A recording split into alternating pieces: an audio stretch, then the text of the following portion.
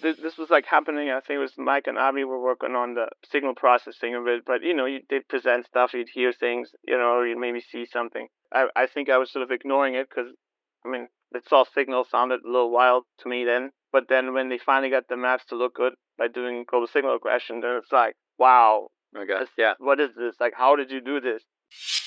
Well, the puldrome, as we call it, Russ Poldark's brain, that's just N of 1. That was a little extreme. So we were like, let's scale up to one order of magnitude. Let's do 10 of them. Steve Nelson, who's not Minnesota, he's a postdoc at the time. We're sitting there like, I'm like, just like, I want to do this, but I don't have the money. And he goes, Nico, there's a 90% discount scanning from midnight to 5 a.m. And in my memory, I slapped him on the back like really hard and like let out a yell and was like, and he goes, Nico, that's when we put the DBS leads. And I was like, what do you mean? Like where? Like right there? It's like, well, I'm just, I don't know. What's the coordinate? But like pretty much, I think that's the VIM. And I think this is where you would put it in a globus pallidus. And I was like, get out. Like, are you serious? I got really excited because we had a meeting with the legendary Avi Snyder, who's completely night active. Like, you can't find him for 4 p.m. So we're having a 10 p.m. meeting, and I was treating some kids with perinatal stroke with CIMT, constraint-induced movement therapy. And Avi was like, Nico, that's really mean. You're doing that to kids. You should do that to yourself, and we should study it. And then everybody laughed, and I was like, yeah, let's do that. Yeah, but I had to meet with the IRB like 2-3 times about doing this to myself.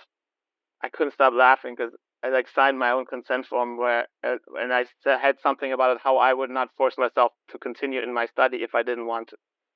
It's like very Kafka to me. It was like, yeah. And they're like, that's good. Are you sure you just want me to do this because it's kind of silly? And they're like, yeah. Legal said, just do that. You sign yourself up in your own clinical study, and then you don't coerce yourself. You have to be a little insane to be Penfield's wrong, right? I mean, the first time I was like Evan and I were admitting it to, like, I'm probably whispering, it's like, Penfield's wrong. I was like, yeah, let's not let anybody hear us just yet, you know?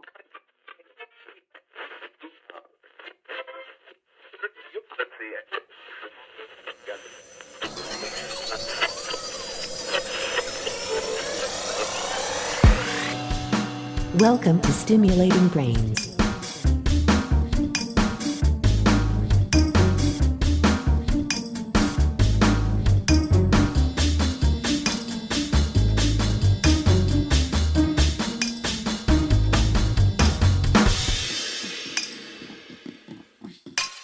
Hello, and welcome to episode 39 of Stimulating Brains. In this episode, we had the pleasure of chatting with Dr. Nico Dosenbach, who's a clinician-scientist at Washington University. We first dove into Dr. Dosenbach's engaging path to medicine and ultimately pediatric neurology, drawing from his journey some really meaningful lessons for young and upcoming clinicians and scientists. I particularly found Dr. Dosenbach's research philosophy engaging and inspiring because of his innovative approach, which sometimes uniquely employs self-experimentation.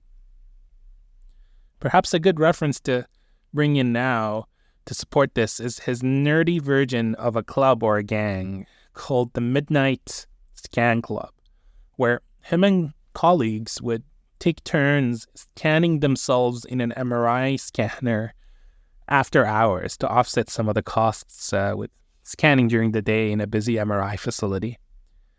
Now, this sort of was very ripe ground for the Pink Cast study, which was stemming from an interest in appreciating plasticity in the human brain. And I think a unique take on this was Dr. Dosenbach's experience as he generously shared with us, not only from the perspective of putting together the ethics application for which he will be a participant, but also his perspective in having to adopt to wearing a cast on his dominant arm for 2 weeks.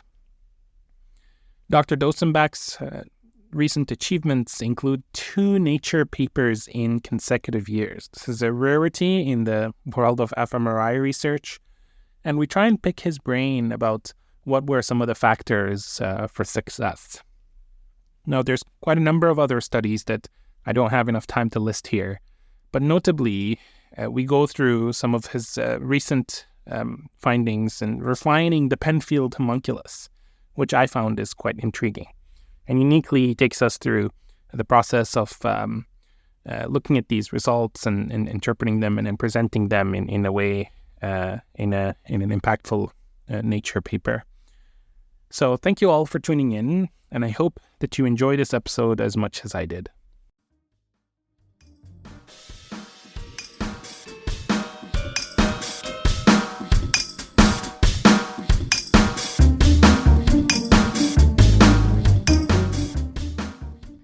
So Nico, thank you so much for doing this. I will have already introduced you by now, so we can directly dive into it.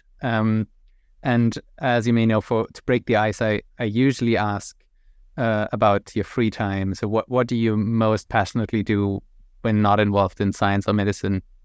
Any hobbies these days? Oh boy, I know. I got that thing where my hobbies rotate. Currently? Yeah, so it kind of, it's like they come and go, and then they come back again. Trying to think. Lately, I've just been mostly working, which is very boring. Your kids? Yeah, kids, right? Stuff. Yeah, they play new sports. I tried to get my son into soccer, which I'm German, when he was younger, and he didn't want to, and now he's 7, and all of a sudden he wants to, and he's like, "We have to play soccer," and I was like, "Yeah, I'm very excited about that for this weekend." But remember, I tried to drag you when you were like 3.5, and you screamed that you hated it. Anyway. Do you play soccer? Not well, not more than the usual German kid. Just for fun, not in a club team. Got it. I like it, but I wasn't any good.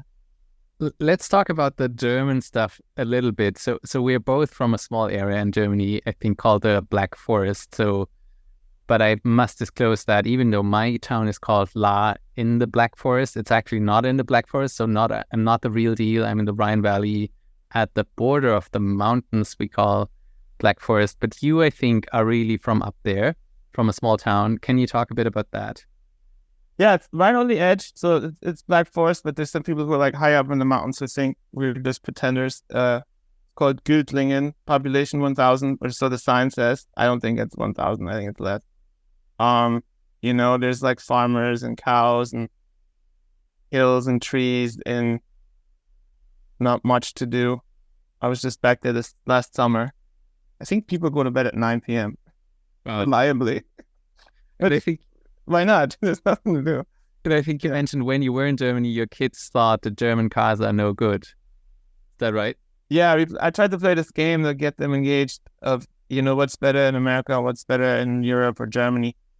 And the results were kind of wild because I would like to think that, German cars are renowned for, being fun and quality. And when I started playing the game, the first thing that shot out of their mouth was like, American cars are better. And what I realized is about the size. So they saw an Audi A4 hatchback. I think my daughter called it a clown car because it's so small. And she claimed she didn't have space for her knees. And I was like, I used to ride, at my current size in the Peugeot 105 with 4 other people my size, and nobody thought they didn't fit, So I guess it's all relative. But what car do you have in the States? I have like a VW Tiguan, which is much bigger than it's an SUV, but it's not giant. But yeah, they were like, "Dad, we don't want to go in a small car," and I was like, "Oh my God, you have no idea." Great. So when you were 15 years old, living in that small Göttingen town in the Black Forest, you kind of decided to move across the Atlantic. Why? To the US? That's a great question. Where's the 90s, Michael Jordan, Bill Clinton. Yes. Partly, I think, wanted to get away from the little village. It just seemed like exciting, like an adventure to, learn English, go to like American university, which seemed, like I feel like, even then they would have those brochures with the beautiful pictures. And I feel like German universities, they didn't have any brochures. And often have like a beautiful campus with the trees and the fancy grass, just be like buildings in the city kind of. So that seems very exciting and appealing. And just So to get away, see the world. wait, wait. But, so sorry, did you say the German ones are more pretty or the US ones are more pretty? The brochures. Well, the fancy American ones, they have your they're nice. quadrangle campus, Yeah, that makes sense. Although you might. I don't know that much. I don't know that much about German universities, but like, why do you often see a building just in the town? It'll have a sign. Yeah. Like, oh, university building. That's just a building. I recently read though that the first map in the world that was created where the word America was on it was made by a scholar at Freiburg University where I studied. So it's old stuff. It's also pretty there. I think they have nice campuses too. But you're probably the marketing is off. And that was the marketing because recently like this summer I was in Tübingen and they have their like historical stuff in the old castle, which is super cool. And of course Freiburg's beautiful. Yeah, so I think I just was focused on the brochures. I was good. A kid, And I mean, you were 15. That means you didn't have the high school diploma, the Abitur yet, I assume, right? But you still could go to college directly? No, actually, so I went to learn English for summer when I was 15, and then I graduated at 16, and then I just went. So I did Abitur. That's early. Wow. Yeah. I did have a recurring nightmare at one point when I was like in residency that I got a call from Germany that my Abitur paperwork was wrong and I had to go back to high school in Germany. Like when you have this dream, like you forgot about the final exam, mine was like, I have to go back to gymnasium. Yeah. Good. I think your first impression of America at that age of 15 was in La Jolla, San Diego. And I must disclose, I just heard Mike Oken interview you greatly at the US think tank. So that's where I have all this intel from. What was that experience from, like in San Diego there? Yeah, I mean, it was I never been to US. I hadn't been many places at all. And, I landed at San Diego airport. I remember like it was yesterday. I got picked up, driven to La Jolla, which I didn't know was like a special place. I went to this house that was like one of the nicest houses in La Jolla on the hill. And it was like Spanish hacienda style with a courtyard and a fountain and looking over La Jolla Cove with an endless pool like in the movie. And I was like, oh, America is like in the movie. I need to move to America. Like, this is what I need to do. Later, I was like, yeah, that was like a sampling error kind of. Yeah, sounds like it. Completely unrepresentative, but it was like, impressive. And I had my mind blown. I think somebody asked me if I wanted fresh squeezed orange juice. I didn't even know what to say. I was like... And that was an employee, right? That was... Yeah. And I was like... Then somebody was like, you can answer. And I was like, okay. Sure. I'll take it. By the way, did you see the Arnie documentary on Netflix that was trending recently, by any chance? Maybe like some clips. I don't think I watched the whole thing. It kind of made me think of your story because he also, I think, comes from this very rural Austrian village and really wanted to go to the States. And I think, similar story, made it there, of course, obviously, and as you did. So that's really cool. So what happened next once you were in San Diego?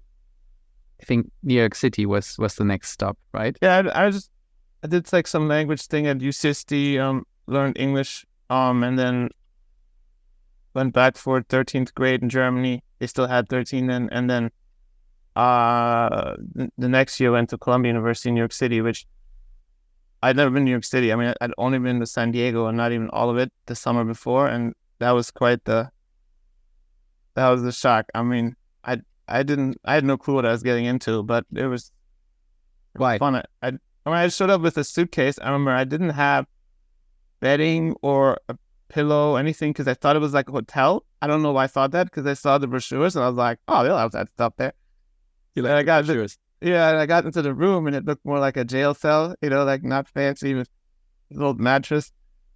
And I think the first night I slept just like on the mattress, and then I think I called my mom and she was like, I think you're gonna have to go buy a pillow. And so I went, bought a $4 pillow at Woolworths on Broadway. Nice. Long gone.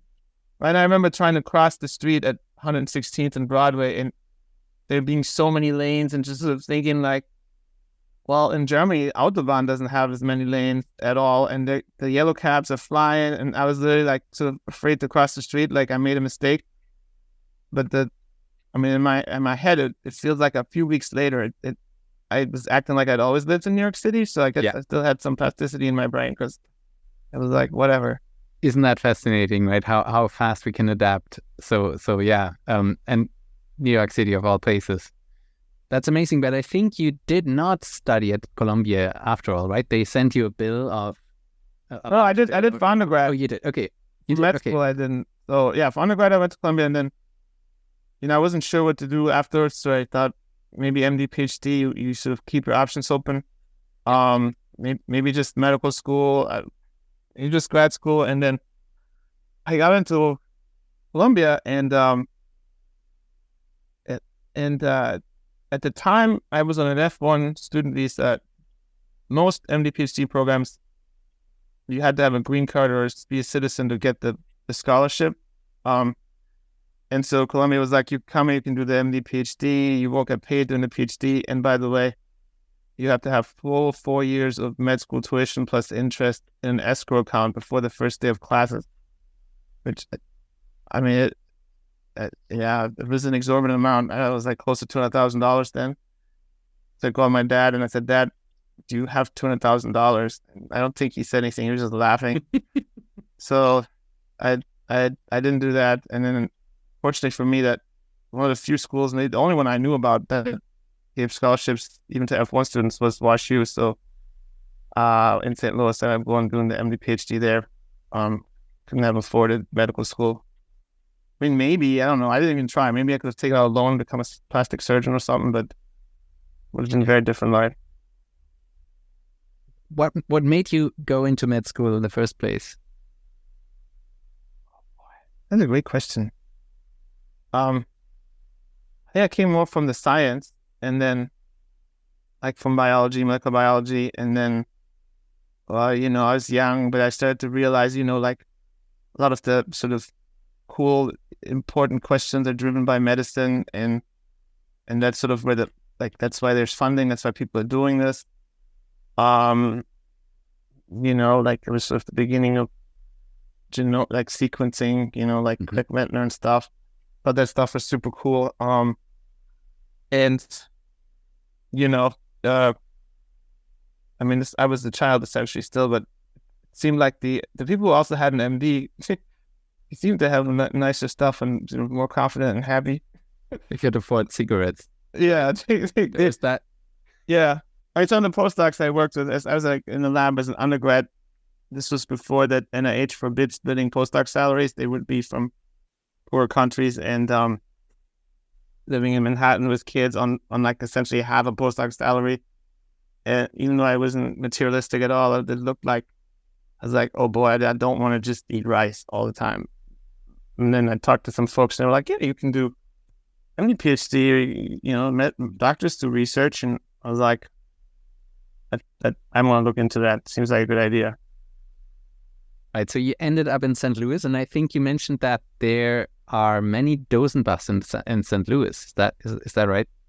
Yeah, I mean, I've run into a bunch. Never run into any Dosenbachs where I'm from.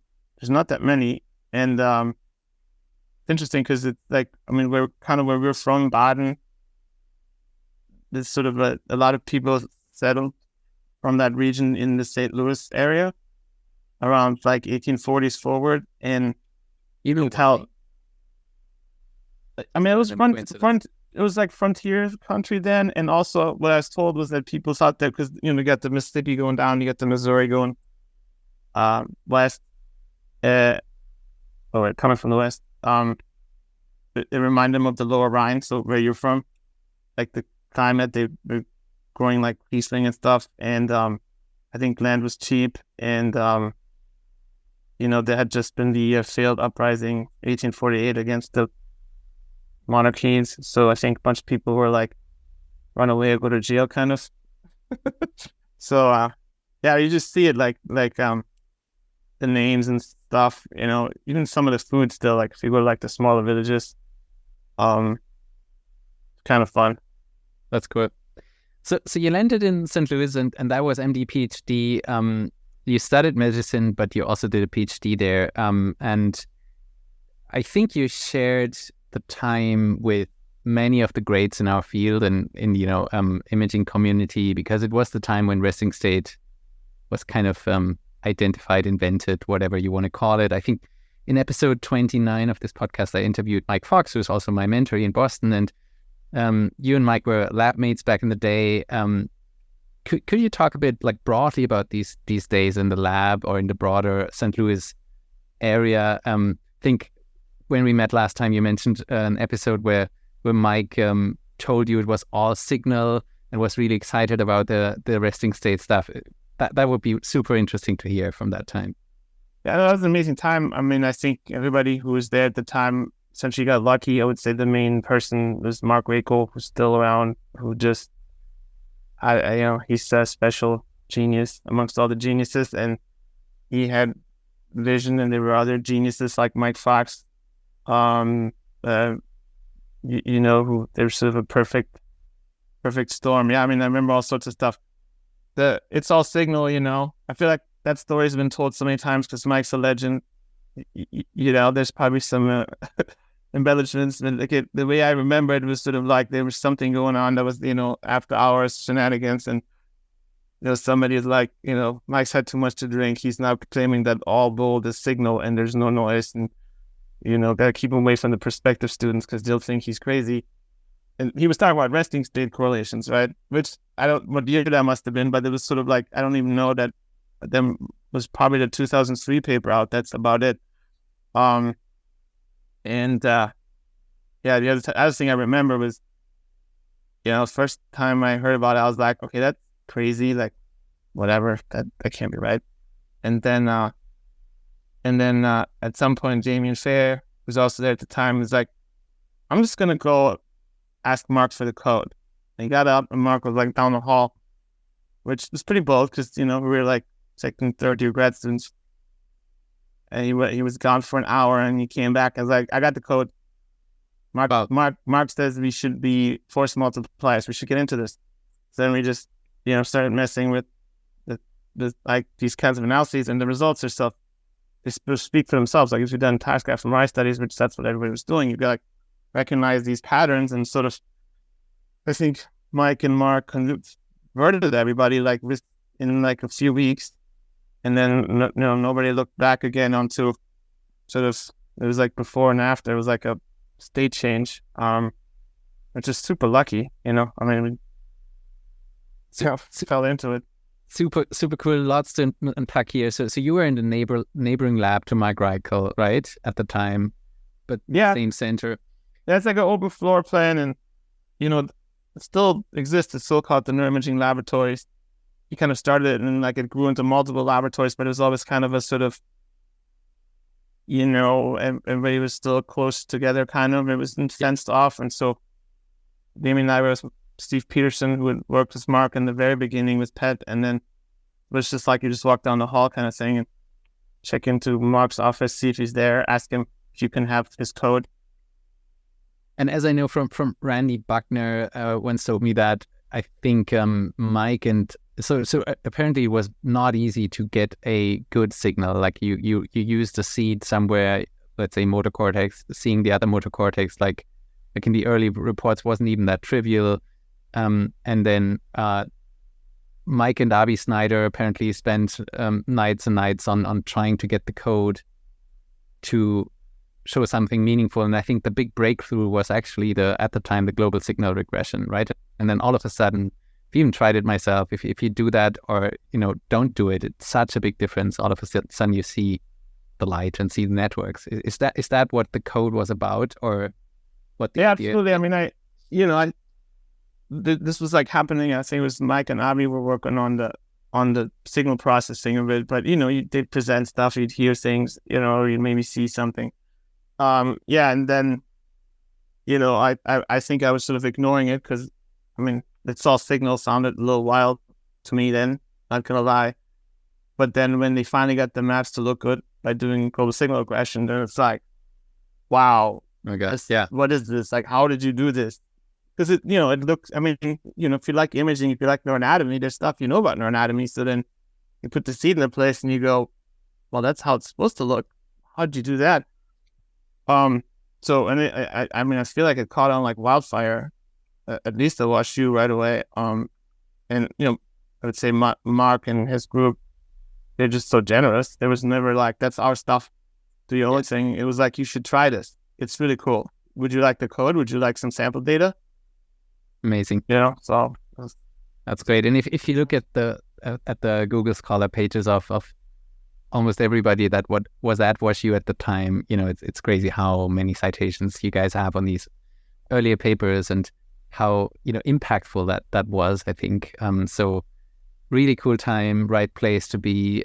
So maybe it was good that you had an F1 visa. yeah, Got into. absolutely. You never know how it's going to pan out. That's so Yeah. try not to get too upset if something doesn't work out, because you're always like, well, maybe this was actually the better thing that happened. So Yeah. I was definitely super lucky.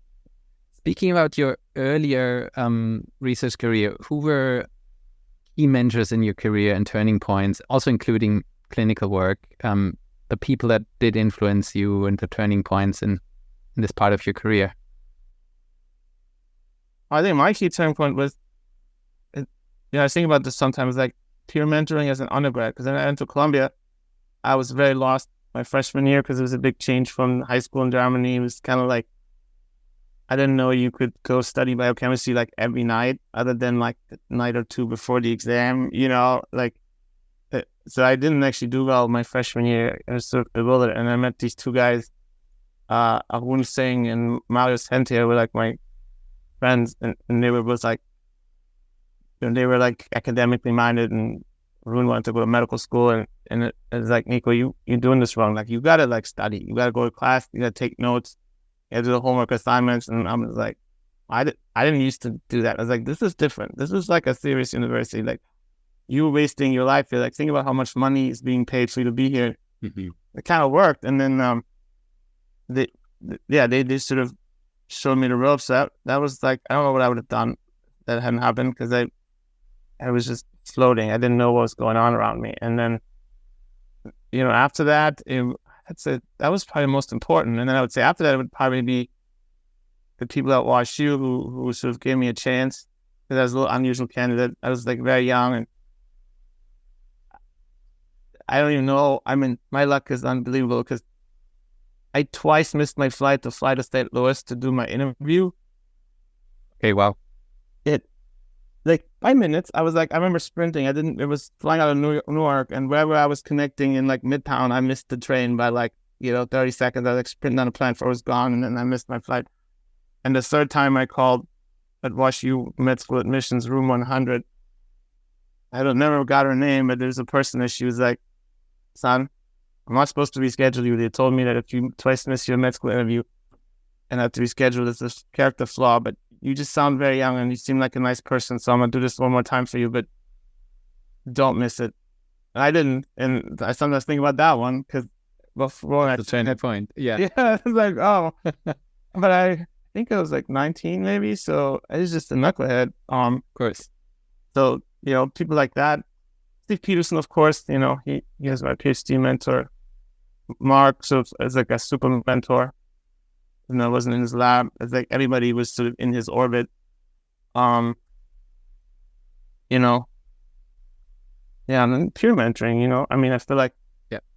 And it's a big difference from German high school to US university undergrad biochemistry. So that must have been, you know, an important wake-up call.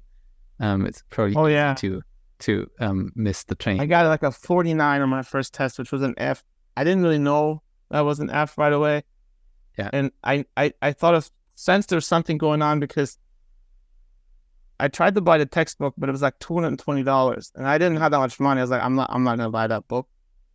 I mean, I feel like in high school you never really needed the book. Yeah. I would just borrow one for like an evening, and then I would see the other kids in the class study biochemistry like every night, like weeks in advance, and I would just sort of be like, I wonder why they're doing that. That seems silly. And then I'd sign up for biochemistry, which is a junior level class as a first semester freshman, because I didn't know you had to take other classes. And I learned the test.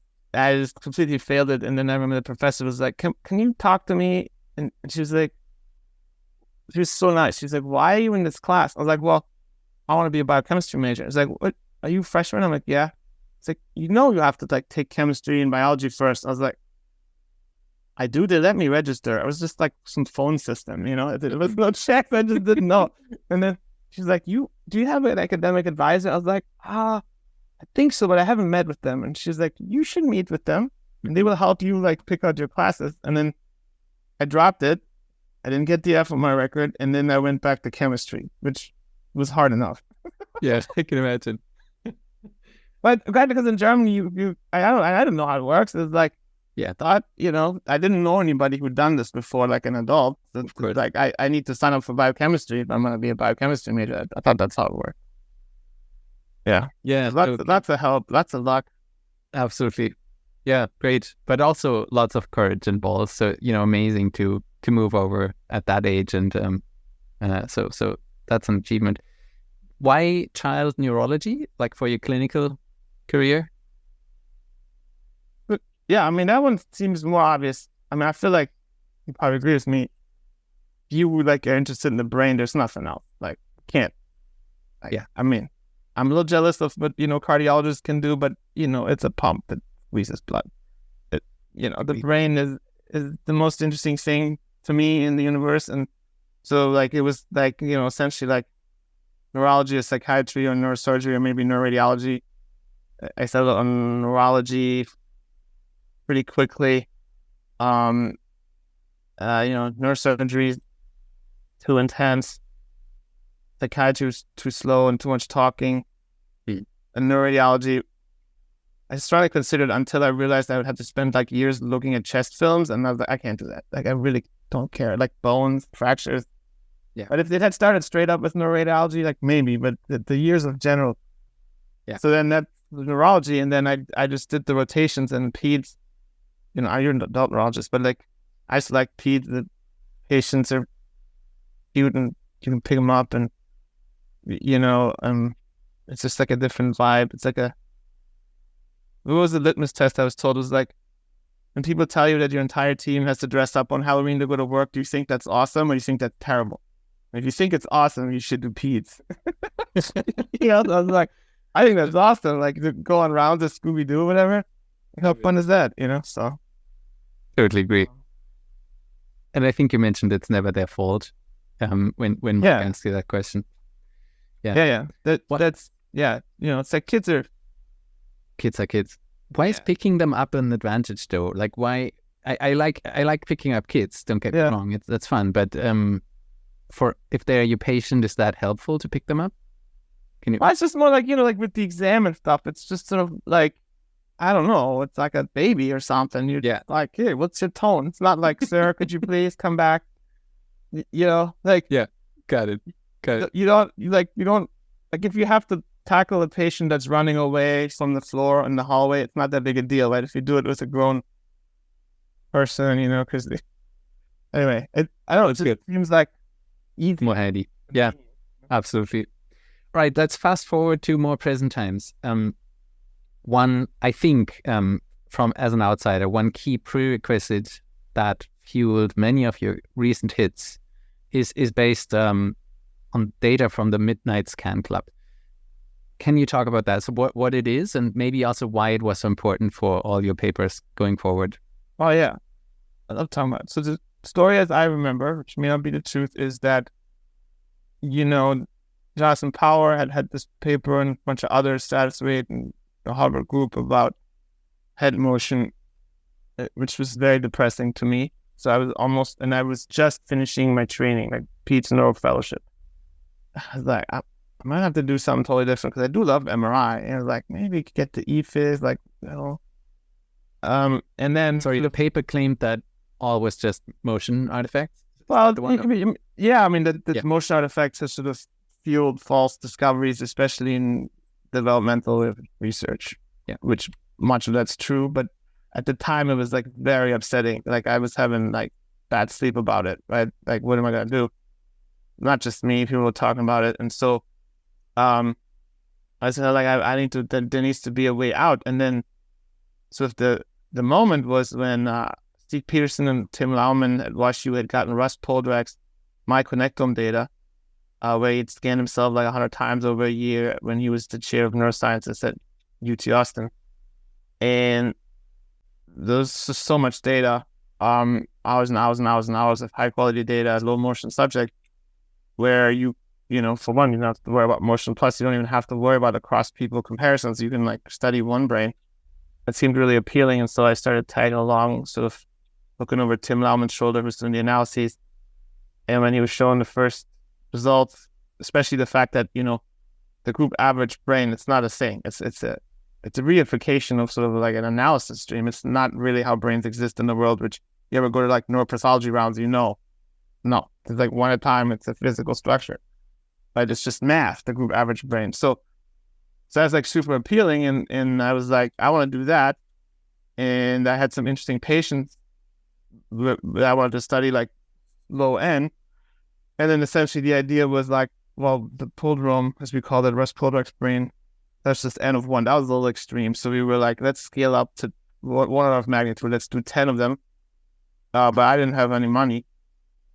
I had some like tiny amounts of funding. Like I had like $10,000 in free scan time because as an instructor, I was finishing my fellowship, I think.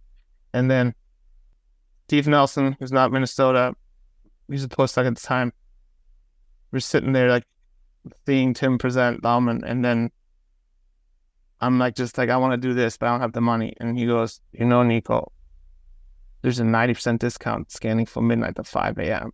And in my memory, I slapped him on the back like really hard and like let out a yell and was like, that's it, that's what we're doing. And he was like, got worried because he knew we were going to do that. And him and then we signed up some other folks. You know, it's just, I think we spent $12,000 on scan charges, but we scanned 10 people, 15 plus hours each, always after midnight. We got a really nice data set, but it was like, you know, it was like a shoestring budget. And then just started doing, you know, simple functional activity and other task stuff without group averaging. And that, you know, led to, I mean, it's a really cool approach. It wasn't super hypothesis driven. It was more like, if we do that, we'll see cool stuff. And we did. Not great for grants. You need a better story for a grant. Makes sense. Is there a thing to be said that I feel like there used to be a big push for big N. We'll get to your Nature paper on the BWAS as well, right? But there's also, I think, some push for low N but high quality, right? So I've heard somebody call them human primate studies, where you essentially take individuals but deep phenotype them and then analyze it. Is that the current trend where we have these two extremes that people like in the field, do you think? I think so. I mean, those are the extremes I like. I think, like we as a joke, we would refer to some of the Midnight Scan Club participants as monkeys, because it's like, oh, monkey 7 coming tonight to get scanned kind of stuff. Yeah. They were all friends, so it was okay. Good. But I would refer to myself as a monkey. I was one of the data sets. I was monkey 2. Yeah, I mean, because it's right there, it's like a whole established way of doing small N, but getting lots of data per participant or animal. And there's sort of understanding that there's certain things you can figure out that way that are mechanistic, that are maybe variable across people, but not so wildly that once you have 3 subjects or participants, the principle that you've identified lines up. You know, there's papers on this. It's powered. Like, you just figured this out, but you can't do epidemiology like that. You can't do across-person comparisons. Like, each animal or person is one experiment, and there's actually replication. Yeah, I think that's very appealing because it's like cost effective. You can do little experiments with people. You know, there's not much overhead for recruitment. You usually end up scanning people who can hold still, so you don't have to worry about that. Not representative of the population, but there's never any claim because we did 3 people or 3 monkeys, right? Like, nobody goes, that's representative of all macaques, but it doesn't really matter the kind of studies people do, or tracers or something, right? You're not going to do 1,000. That's too expensive. Yeah. And then on the flip side, I think the giant studies like KIBI, HCP, ABCD, and so on, they're super helpful. They're just totally different, right? To me, it's almost like I started thinking of it as like epidemiology with MRIs, right? Like questions like, what does lead really do to a child's brain? Okay, let's get, because you can't do an experiment, give kids lead, right? So it's like you get 12,000 scans and you, oh yeah, there's a tiny effect, but it's real, so that's not good. And that's like an important question, right? Because it's not an environment that affects every kid, even if it's actually a tiny effect. Let's not do that, right? You can learn a lot. It's just fundamentally different. I think the stuff I don't love anymore is the sort of intermediate, like 125 people, but you're looking across people for just something purely correlational. Yeah. That just gets very dangerous, you know? Yeah, absolutely. We get into that too. So 15 hours per subject worth of data. Everybody in the world would have access to 5 HCP subjects, but you had access to much more replications of that same brain. And I think that fueled a lot of really great science. Lots of neuron publications, I think, came first. Glad you think so. Thank you. And so one key paper relevant to this audience of the podcast is, I think, the neuron paper first authored by Deanne Green. In that one, you identify motor integration zones and map them to different DBS targets, I think qualitatively, right? But you the pallidum and the thalamus. Could you summarize that, what you found there, and maybe again why it was so important to have such long data sets per subject?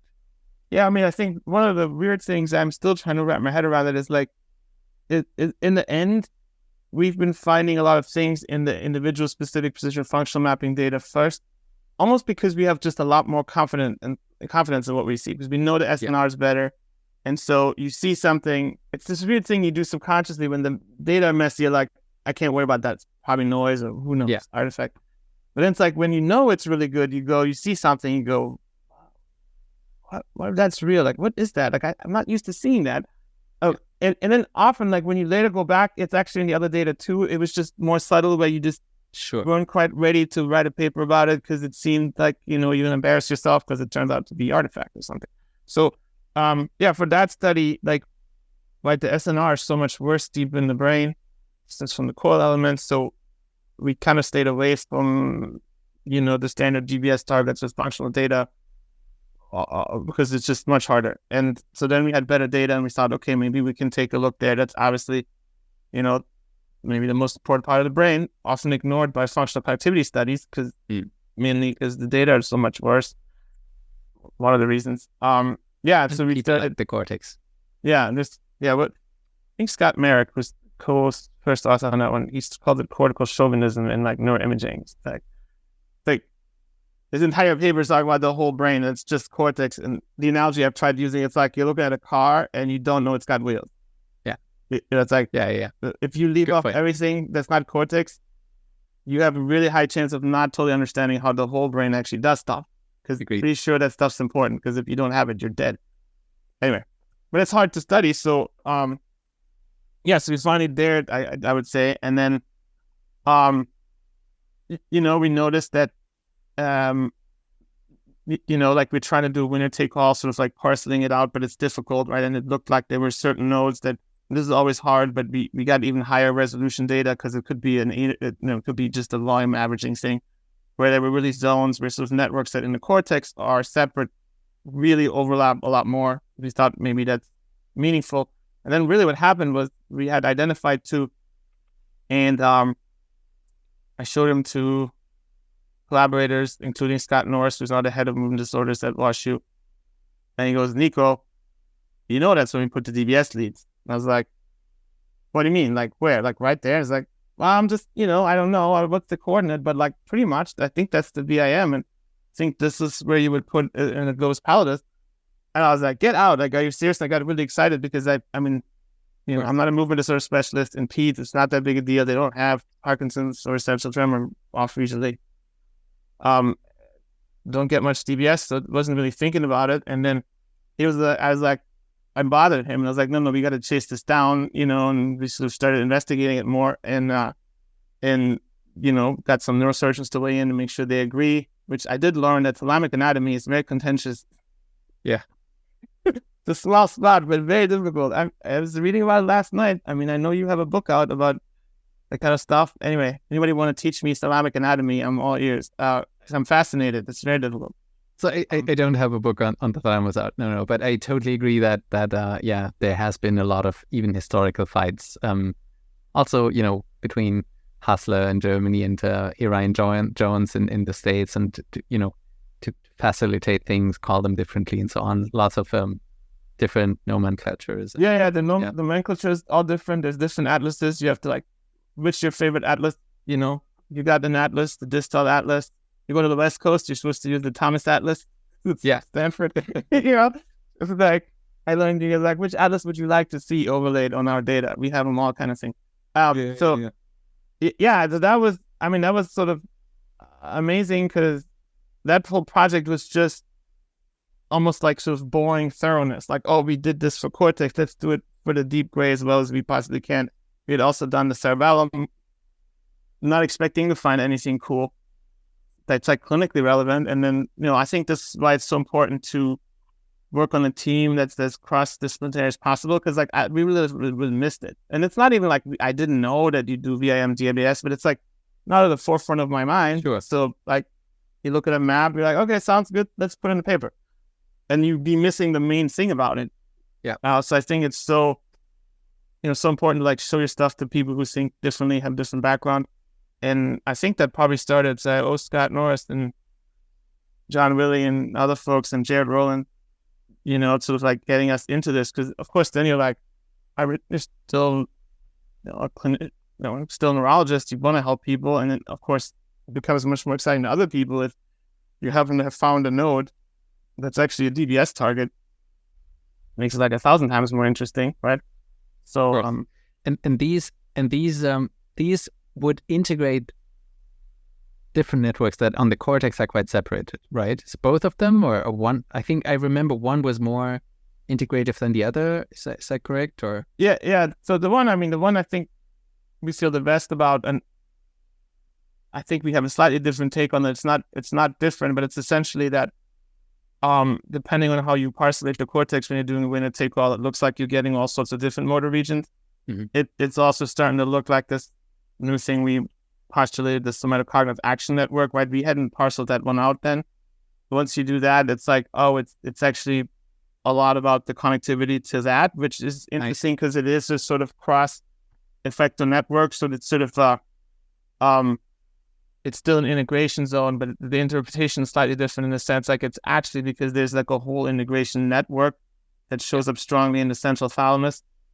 So not wrong, just like a more detailed to the interpretation now. Makes sense.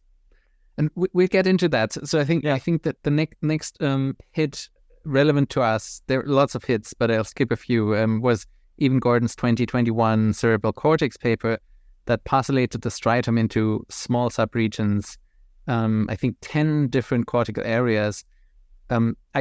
I think we have, for example, Bogdan Dragansky had a paper on parcellating the striatum before you guys, but much coarser, not with the same, integrity. Like, do you think the striatum is like has a representation for all the cortical nodes there are, and could such maps be helpful for clinical practice or for better understanding what the structure does? Or what's your main take home of that paper? Oh man. Yeah, last night I was trying to learn more about the putamen. I think my opinions on these things are changing weekly depending on the latest thing I heard. Got it. I'm having lots of debates with my buddy Evan Gordon. His office is like down the hall here about this. So we have to be careful not to lean too far out the window. But I think I've been annoying everybody I work with lately because I keep bringing up the deep gray thalamus striatum, saying like this is what we should be working on, and like we need better methods, like we need smaller voxels, we need better SNR. We need to optimize our sequences to measure things down there. It's almost like I feel like that's sort of, I don't know, like you probably teach me stuff, but when I read about the thalamus is a relay station. What nature doesn't just like put stuff that costs energy. Like it does not. Like what's it do? That's like such a cop out. It's like one of the standard sentences you see like in an intro. What? Like you're just handing things off for no reason. Like what's really happening? Right? And you have so many fascinating. I'm super fascinated lately by this idea that like you can have a lesion in the thalamus or somewhere and have like a positive symptom, like you have chronic pain all of a sudden that wasn't there before. But then you can stimulate near it and also make pain go away. And then whenever I ask, yeah, and then I ask, I asked the EFIS guys, people like, tell me what the stim parameters. Are you inhibiting or are you activating? And they usually go, great question. We think we're doing both, but nobody's really sure, you know? So, I mean, I'm just learning about that because I only have any background in EFIS. So, I don't know. I feel like that's where the action is right now.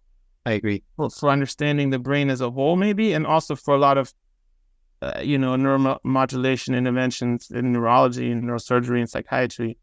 I think it seems like we got these great treatments, but when you dig into the story, it's a lot of trial and error because a lot of the models, they're like, oh, that is not the best explanation. You know, it seems a little off still. It feels like we don't know everything yet. Of course, absolutely, yeah. If that is interesting, Marwan Harris, who was also a guest on the show, has a great paper on serendipity, how it led to clinical treatments in this field.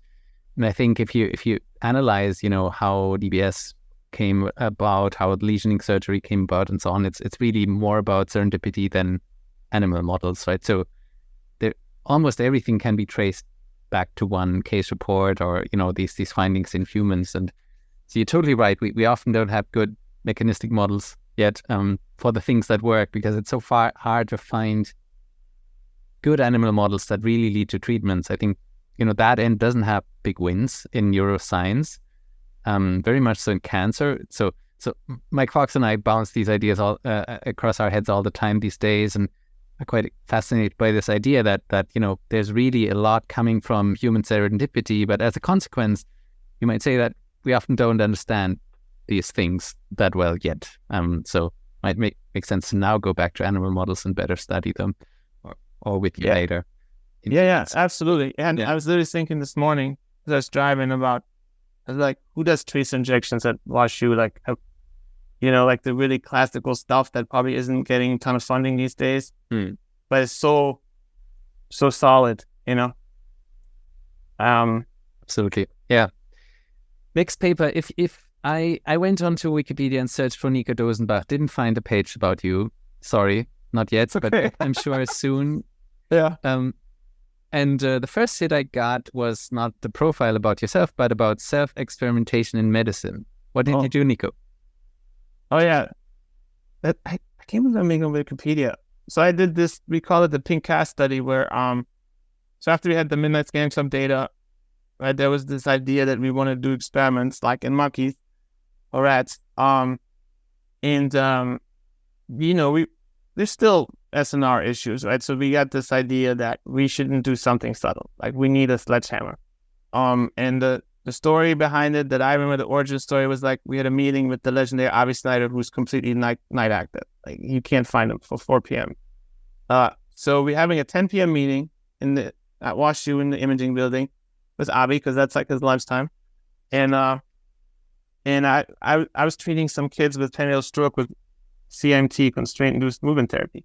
And we've been talking about like what kind of experiment we want to do and plasticity, obviously super interesting.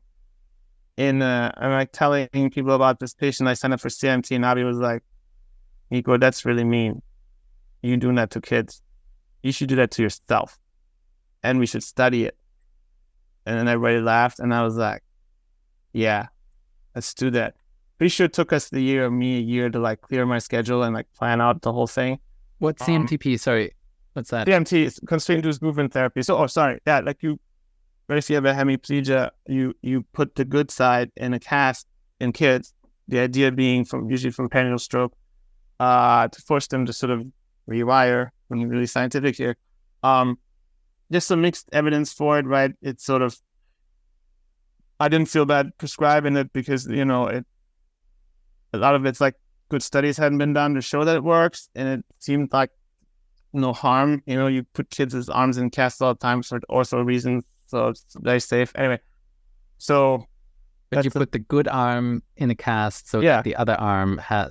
We do the same in eye as an eye doctor, right? If you have a, got it. Okay, so and then Avi said you should do that to yourself.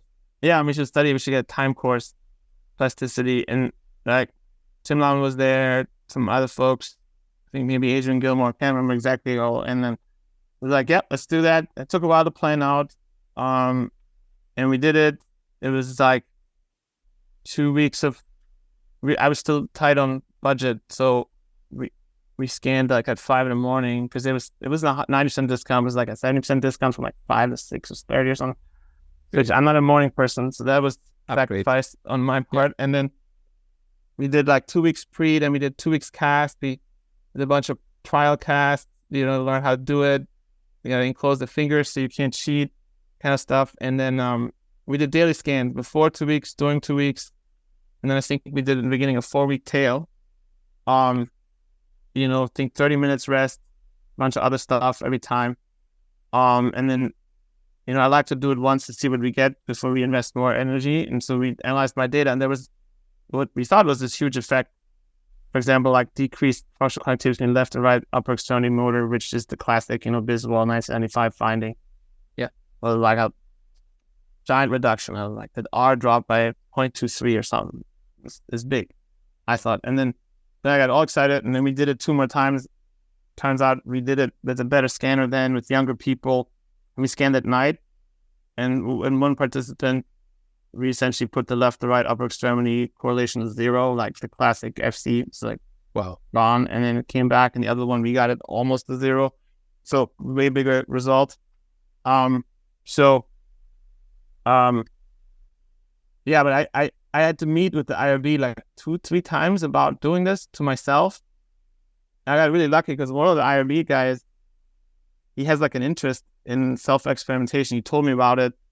WashU has a history. Like I know Randy Bateman did like some self-CSF sampling for a paper that, I'm pretty sure was like super important for all the stuff's happening in Alzheimer's and CSF sampling and serum samples and detection and stuff. And, in the end, I was a little annoyed because I don't love paperwork. They made me write like a clinical trial protocol for myself. Like at first I was like, I'm just going to do this. Make sure it's okay. And I couldn't stop laughing because I like signed my own consent form where, and I had something about it, how I would not force myself to continue in my study if I didn't want to. It's like very Kafka to me. It was like, yeah. And they're like, that's good. Are you sure you just want me to do this because it's kind of silly? And they're like, yeah, legal said just do that. You sign yourself up in your own clinical study, and then you don't coerce yourself. Like I will try not to curse myself. Yeah, but I was fine. I mean, it was hard mostly because of all the scanning. And then there was good advertisement, the pink, because then people come up to me and ask me. That's like a good icebreaker because people assume you broke your arm. So they're like, what's happened? It's like, funny story.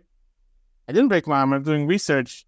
And then the other people we got to do it, they saw it and they're like, I want to do this. Like if you want someone else to do it. I remember Ashley Nielsen, who's self-identified on Twitter and everywhere. She's very proud of this, so I can say her name.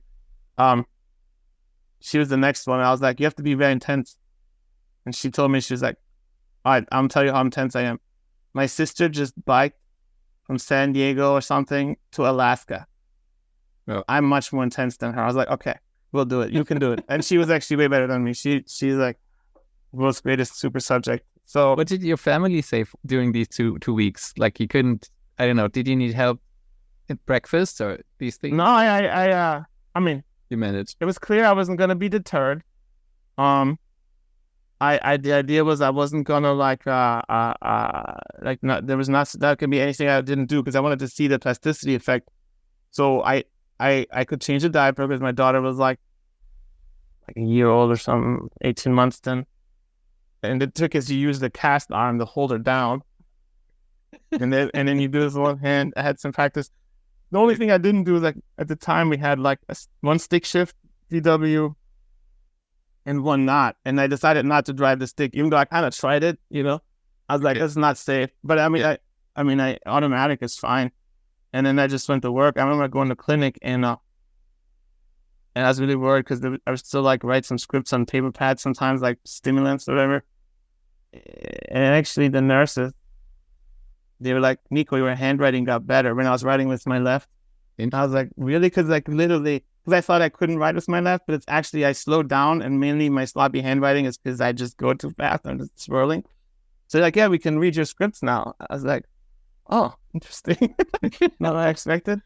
That's great. it was super fun. And I just love doing experiments because it's like, it's like weird. It's like, it's fun. And then it's like weird. Like you get these weird insights. Like I'm almost like if somebody's doing an experiment, I'm like jealous because I'm like, I really want to know what's happening, you know? So for example, the one insight I feel like I wouldn't have gotten was the whole grant. I wrote about it and like whatever, like I thought it was going from right to left. Like you'll write down and you go to left. Got it. That is not at all what this is about. Actually, like within a day or so, you realize that you actually really go stuff with your left hand, like plenty good. It's really going from two hands to one hand. That's the big difference. And I realized that several times, but the one time I was like, you empty the dishwasher, you like go down, you grab plate, and then one wash and you open the sink, right? You only have one hand, you pick up the plate, and now you're standing and it's closed. Yeah. So you're like, oh, I need a different strategy. So like I would put the plate down and you just open all the cabinets. Then with one hand, you can do it. And then, but it's like literally like the first time you do it automatically, you realize you need a different strategy. So it was almost like, oh, like it's about having one hand and you can get around it, but you literally have to think it out sometimes. Or the other one that was almost embarrassing was a jar. Like I was trying to open a jar and I remember just like holding it and I'm standing, I'm like pushing against the counter. I think it was like pickles. I finally was like, oh, I got legs, and I carried it. I sat down, I used my knees, and then you open it, and then it's easy, right? But it's like the first time you think about it. So I was like, oh, there's cognitive overhead for all this stuff. It's just so automated normally.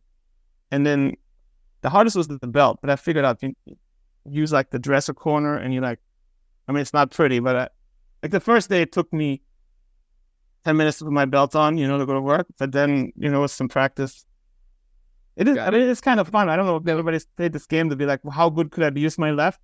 Yeah. But then you never stick with it.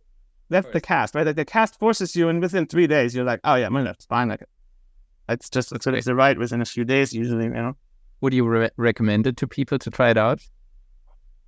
Just like that? Probably not. Well, I thought it was super fun. I mean, actually, honestly, the most annoying thing was like, it's annoying to sleep with a cast on. So I think I had some sleep problems the first few nights because it's like, right, like where do I put it? You put the pillow on top, and that's mainly.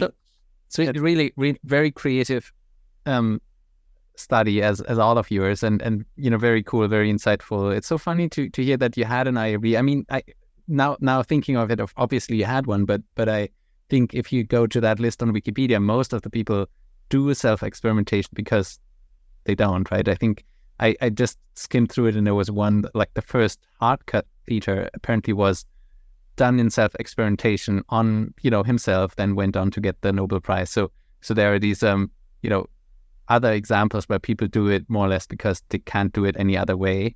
And so yeah, super interesting. So, all right. But I think that the next one, following these series of neuron papers, you had 2 Nature papers in succeeding years, 2022 and 2023. That is unusual. Congratulations for an fMRI researcher. So is there a recipe? What's your secret sauce to get into these high impact paper journals? How lucky? Are you getting lucky? And come on. No, seriously. And also just working with really good people. If you have real teamwork and people who are very, very good at stuff already, which usually means that like further along in their career are still willing to put up with you, you can just do more complicated, bigger things. And ADHD, because ADHD helps, because I think my dopamine reward curve is set up in a way where it like falls off very steeply. So I really struggle focusing on things that I think it's not that exciting, which then it just automatically forces your energy towards the stuff that is exciting. So it's kind of just like hunter and gatherer versus like big game hunting. It's not actually, you're probably not actually doing more for science. You're just being selfish and like gambling on the big stuff, working out kind of, which is almost like I've tried to will myself not to do that, and it seems like I can't. Not. That's very interesting. Saying your ADHD is helping you essentially focus on the few things that keep your attention span up. But you could also take it the other way around, that publishing in Nature usually takes ages, right? And it's a slow process. So keeping, wouldn't you also be for the quick wins with ADHD. So, to Yeah, smaller packages. I've been wondering about this because the folks I work with, there seems to be this difference where there's a lot of people like to start things and then at the end, the last 10%, they just can't even deal with it anymore. I have this weird thing where I'm the opposite way, where like once I see that it's about finished, I can like the reward is getting closer, the future discounting is getting diminished.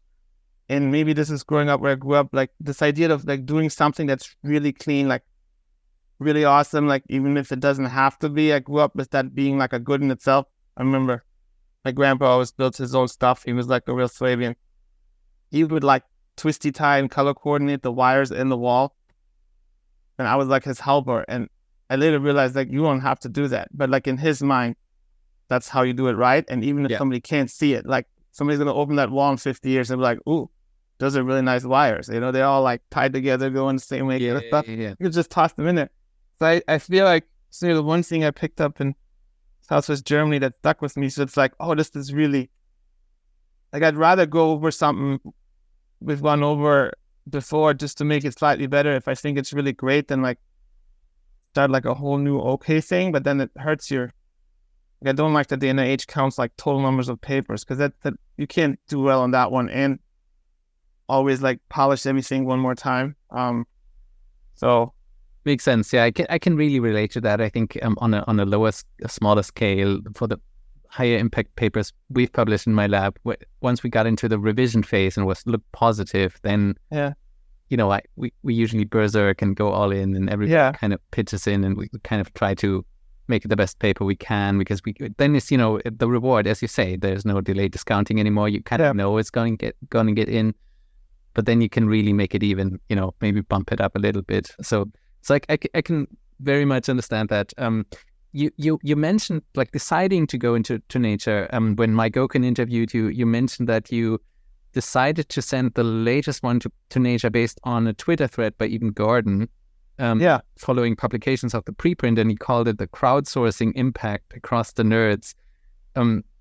Have you done that more often, like using essentially Twitter feedback to decide where to publish? Yeah, I'm trying to do that now because these things there's sort of theory of mind. It's like, you obviously think it's interesting, but impact is assessed by the rest of the community is like how interesting do other people find it. And things like social media will essentially tell you, right? Yeah. So then it's like, and sometimes you're like, oh, I don't think that's that interesting. And then somebody puts a tweet out and everybody responds. They're like, oh, okay, people do care. They like this. This is good to know.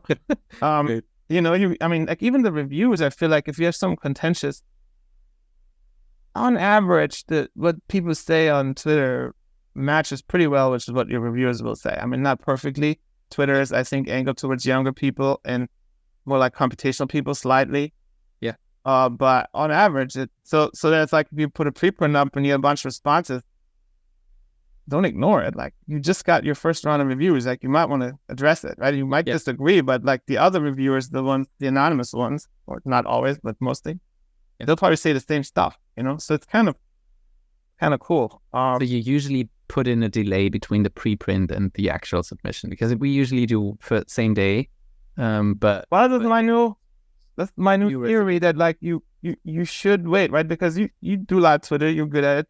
You essentially get all your comments in 48 hours. There seems to be, it goes around the world twice, the time zone, and then it's kind of like, then it's just a trickle. So after 48 hours, and then if you get a bunch of comments, you should look at them and be like, are any of these something we can fix before we submit the paper? And depends on the story, but sometimes you're like, like everybody hates this word, or like everybody really likes this figure that's in the supplement. They're like, oh, I should put it in the paper, like stuff like that. It's like free. I just like that, And generally, from your experience publishing in Nature, it is, I assume, a tedious process. Can you report a bit on, do you like it? Is there usually a moment where you say, oh, this isn't worth it? And then in the end, of course, it's worth it once it's out? Or is it always, has it been smooth for you so far? Well, I think I like it. Now, I don't have to usually do the most tedious stuff myself, but I kind of like it. And it's, there's a lot of, As you know, neuroimage walkout, that kind of stuff. Right? There's a lot happening there. I don't know about the Nature group, but like the people that like work at Nature, they're like really good at their jobs. Like they really care. It's almost like you have like an external conscientiousness support system where like stuff that you would even let go, they're like, no, gotta fix that. It's like move it to the left. Look, you need a p-value there, another p-value. I know you have 2,000 p-values, but you need another one. And it's like, it's kind of cool. So if you like making it like really pretty and like Actually, thorough, as thorough as you possibly can, then you get a lot of support, right? Yeah. Which is different from if all the editors are volunteer, like, right? If you're running a lab, you can't do that. But if there's people that's their job, they're really good at it, and then it gets even better. So I actually like that. Sounds great. Yeah. Okay.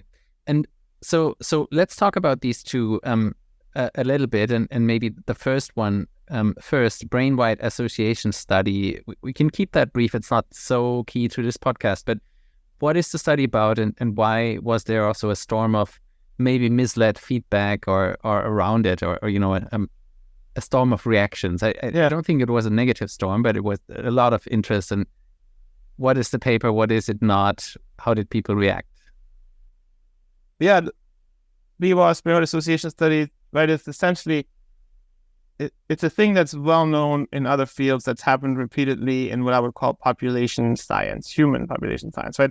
It's happened in genomics, GWAS, it's happened in essentially medical epidemiology, right? Associations, things that aren't in a clinical trial, right? The first blind, double-blind, placebo-controlled clinical trial that's powerful, but then if you're doing these, Mediterranean diet, you do a small sample, it always looks great, and then you do a study and like, that didn't pan out, right? So that, when Ioannidis has written about this, he's got that inflammatory paper. It's like, why almost all research findings are wrong. I'm paraphrasing the title. I don't have it memorized. And it's always the same thing where, right, if you have publication bias, which we do, towards positive and significant findings, right, then if lots of people do something, the one by chance that was significant will get published. Yeah. And then it happens a bunch of times. You do a meta-analysis. Now you've got a bunch of 20 small studies, right? Then like the meta-analysis is positive too. But really, if you then go and do one giant trial with 100,000 patients, it's not. The effect size is 0. I mean, this has happened for some stuff like in fish oil and stuff. They did it, and it's like, the whole effect went away. So it's the winner's curse or underpowered correlations paradox or whatever you want to call it. The physicians all understand it. It's happened in GWAS like 10, 15 years ago, where you get these single gene, small n association studies, and they just didn't hold up. And now GWAS samples, they're like in the 5 million plus range now, right? Because if you're studying a population, which is totally different from 3 monkeys where you did an experiment and get lots of data. It's like cross people, no experiment, just correlations. It gets really tricky, and you need giant samples to be sure. Yeah. And so it was, Scott Merrick and Brendan Tervo Clements. They're not by training, but so hobbyist statisticians are, as good as you can get without having a PhD in statistics. And they started looking when the crazy thing is, right, you need to know the effect size, the real effect size, which the published effect sizes when all the studies are small are essentially inflated. That's what happens. Because people want to, they don't publish negative studies. Yeah. Right? They just don't. And not at the same frequency yet. Yeah. Right? And so then you think, these are big effect sizes. And then you get a giant sample and you redo it and you're like, that effect size is way smaller than anything that's been published on the same question. And then, Scott and Brendan were like, ouchies. And it was kind of funny because it's almost like your level of statistical background predicted how sort of surprised you were by this, so the hardcore statisticians were like, well, yeah, of course you didn't know that. Like, and then the imaging people would be like, what? No, like that can't be, So what you found before we go into that, sorry. I think you need around 200,000 brains. So is that correct? Or No, it's not that bad. I mean, how is it? The title of the article has like thousands. Yeah. There's a lot of which I stand by that. The trickiness is, in retrospect, you can pick out your very largest affiliation, right? And sort of like look at when you have all the data and be like, well, this one was real. And that's fine, right? But it's different than prospectively having an underpowered sample, right? Hindsight's 2020, and picking out whatever is the biggest. Like it's like the winner's curse. By definition, your biggest effect size in a small sample is wrong, right? Because of sampling bias, right? And so you can't. It's like overfit. Like you can't just publish your biggest effect. Even if it holds up, it's for sure inflated, right? And that's just, the hardcore statisticians are like, that's just like math. Like, why are you so upset about that? So, and then I think the biggest problem was that this is very specific to cross-sectional correlation population-based studies. Yeah. If you go, as you know, and someone has a stroke, right? The brain behavior correlation where you have a stroke in occipital cortex is like perfect. Yeah. You now have a field cut. Only that you don't even need 5 usually, right? I mean, it's like my favorite example is always patient HM, where in the 50s he had a bilateral medial temporal lobe resection for intractable epilepsy. He could no longer make memories. Every single physician went, let's never do that again. That's a perfect effect size, right? Yeah. Happens once and nobody goes, I'm not convinced. Maybe that was a fluke. No. Yeah. Like, right? Causal intervention. Yes. Perfect timing. And like, the timing, I mean, and yeah. Yeah, or like you put a DBS electrode in, somebody has tremor, you turn it on, the tremor is gone, you turn it off, the tremor comes back. You don't need to do that 1,000 times. Like, no, you usually 1, maybe 2.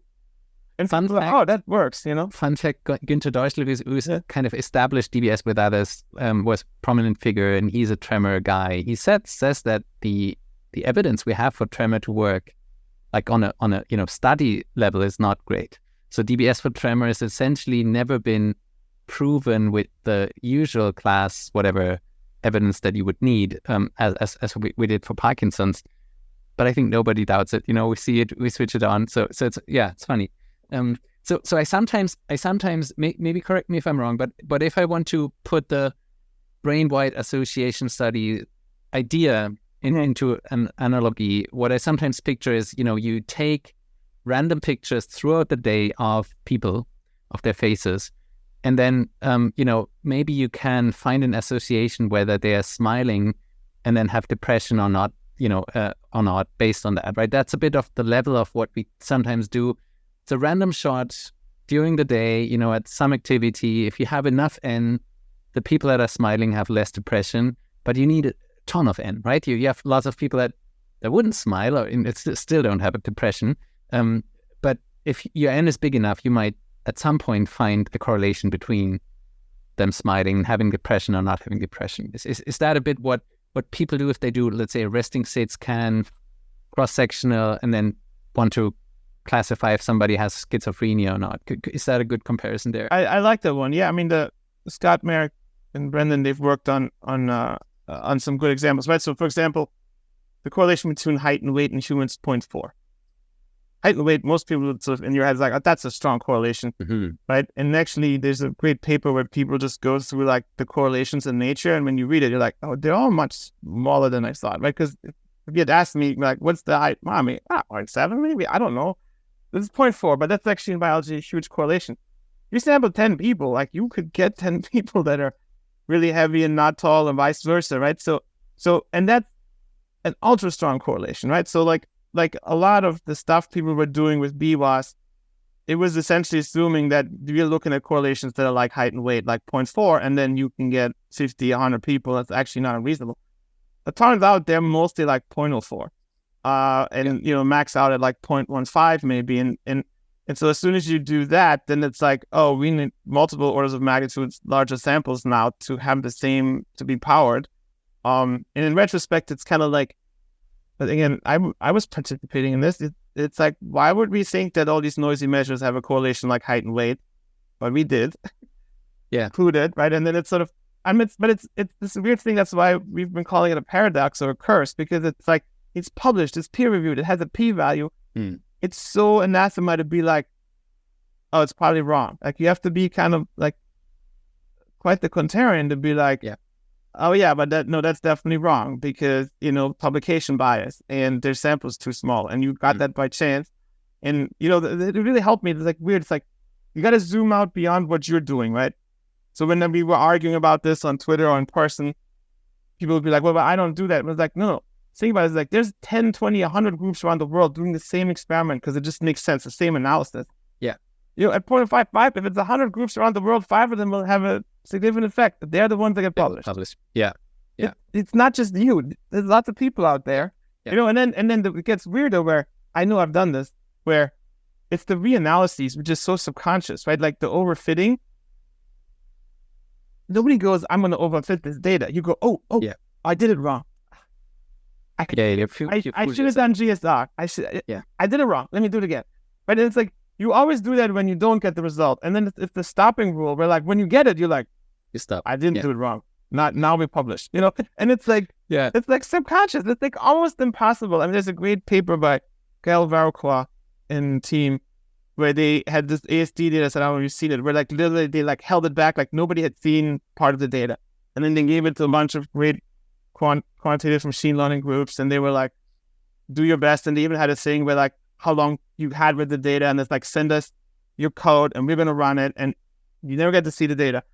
And essentially, the longer a group got to keep working on it, on the data that nobody had ever seen, so there was no peaking possible because they literally not released it. They had it unevolved. The worse that the transfer got. So they of course got better on what they had with the cross validation. Sure. But then when you transfer, it's literally like when we sort of yanked it earlier, right? Because they're like, oh no, let me do it again. I had this new idea for denoising. Yeah. But you might, but you're also overfitting like to this specific data that you have in hand. It's almost like human nature. It's really strange. Absolutely. So what's the conclusion of this? So I think one could be, we just need higher N, right? But that's a costly one, right? That's maybe not a practical one. The other one, not for everything at least. The other one is you could also conclude, okay, if we need such a big N to show something, the effect is so small that it's rarely gonna, matter. I think I even had a small argument or like an exchange with you on Twitter on that. Is that even something we care enough about to scan then 1,000 brains to answer the question? The third could be, let's rather go to causal stuff as you did with tasks or with, interventions. A fourth option, I think that Julian, who you met in Florida, once mentioned could be, okay, we change the publishing system, you find something, and then you get the funding to do it again, right, to replicate it, and only then you publish, right? Something like that. Do you have thoughts on what's the best conclusion to draw from this? Because the answer can't be just higher N for everything, I think. Yeah, I mean, I think higher N isn't terrible. I think it's not the only answer, but I think it's not terrible because, I mean, genomics is doing it, right? Like they're really getting bigger samples now. Their cost drop-offs compared to MRI, so every year how much cheaper it's getting to sequence things is MRI is nowhere close. I'm not entirely sure why MRI is sort of not dropping in price much at all. I have some ideas, but so it's doable, and the costs are high, but like building rockets is expensive too, and aircraft carriers and stuff that humanity wastes a lot of money on. So it's not like impossible, like it's sort of a priorities thing, right? I do think that there's sort of almost like epidemiology as it relates to the brain. That's probably how you're gonna do it, because you can pick up these small effects. Like I think Katarina Grattan came up with this one. I like it. It's like lead poisoning, right? Like I'm a child neurologist. That's a big thing. Like no kid should have lead poisoning. So you have think about it, screen for it, send people out to the house to eradicate it, change your life. Actually, if you look at the effects of that, unless it's sort of acute, they're actually tiny effects. But like when it used to be that gasoline had lead in it and all the kids were breathing it, like for humanity, the sum total, it's not like Parkinson's, it's not Everest. Like all the kids have lead in their brain. That'd be terrible, right? So like knowing these kinds of things, but it's not medicine, it's epidemiology kind of to me, right? Because it's like the intervention isn't like, it's like we got to change the gasoline laws everywhere kind of thing. Everybody breathes the same air. But I think that's important stuff. And you can get tiny effects reliably with a giant sample that may matter on a global scale, right? I think these, I think that matters. I'm too lazy to want to do that all the time because you have to spend so much time and money, collate so much data. It's almost like you're like the like smaller end, like put an electrode somewhere, stimulate it, or that kind of stuff. It's more fun and like you don't have to Bigger have this effect sizes. Yeah. The big, essentially, like the big effect sizes, and I think experiments. I think interventional stuff. I think working with neurosurgeons. I feel like that's the ultimate sort of. It's even more so than a stroke because it's like planned sometimes. You know what I mean? Like a stroke. Yeah. Like you're not controlling it and you don't want it to happen, but it's like you're gonna put an electrode in or do a resection. Like that's wow, But it's like the best experiment. And then publishing, changing how everything works. When I was younger, that was like something that would come in my head. It was like the world and politics, and now I'm just like, we won't change it. Yeah. I have no idea how to do that. Like I'm used to it. Like, that would be nice. Like, how do we do? I don't know how anyone does that. It seems hard. Yeah. So makes sense. All right, let's talk about the second paper in Nature this year, which I think might correct me if I'm wrong, but that might be your biggest hit yet. You discovered a new network, and you refined Penfield's homunculus. Is it possible to summarize the paper somehow? Sure. I'll try. Hopefully I don't go back too far. I mean, it's again what we call precision functional mapping approach. We had gotten even better data, and it was definitely one of those that we've been seeing it for a while, like I would say 2 years. This weird thing that didn't make sense to me and Evan.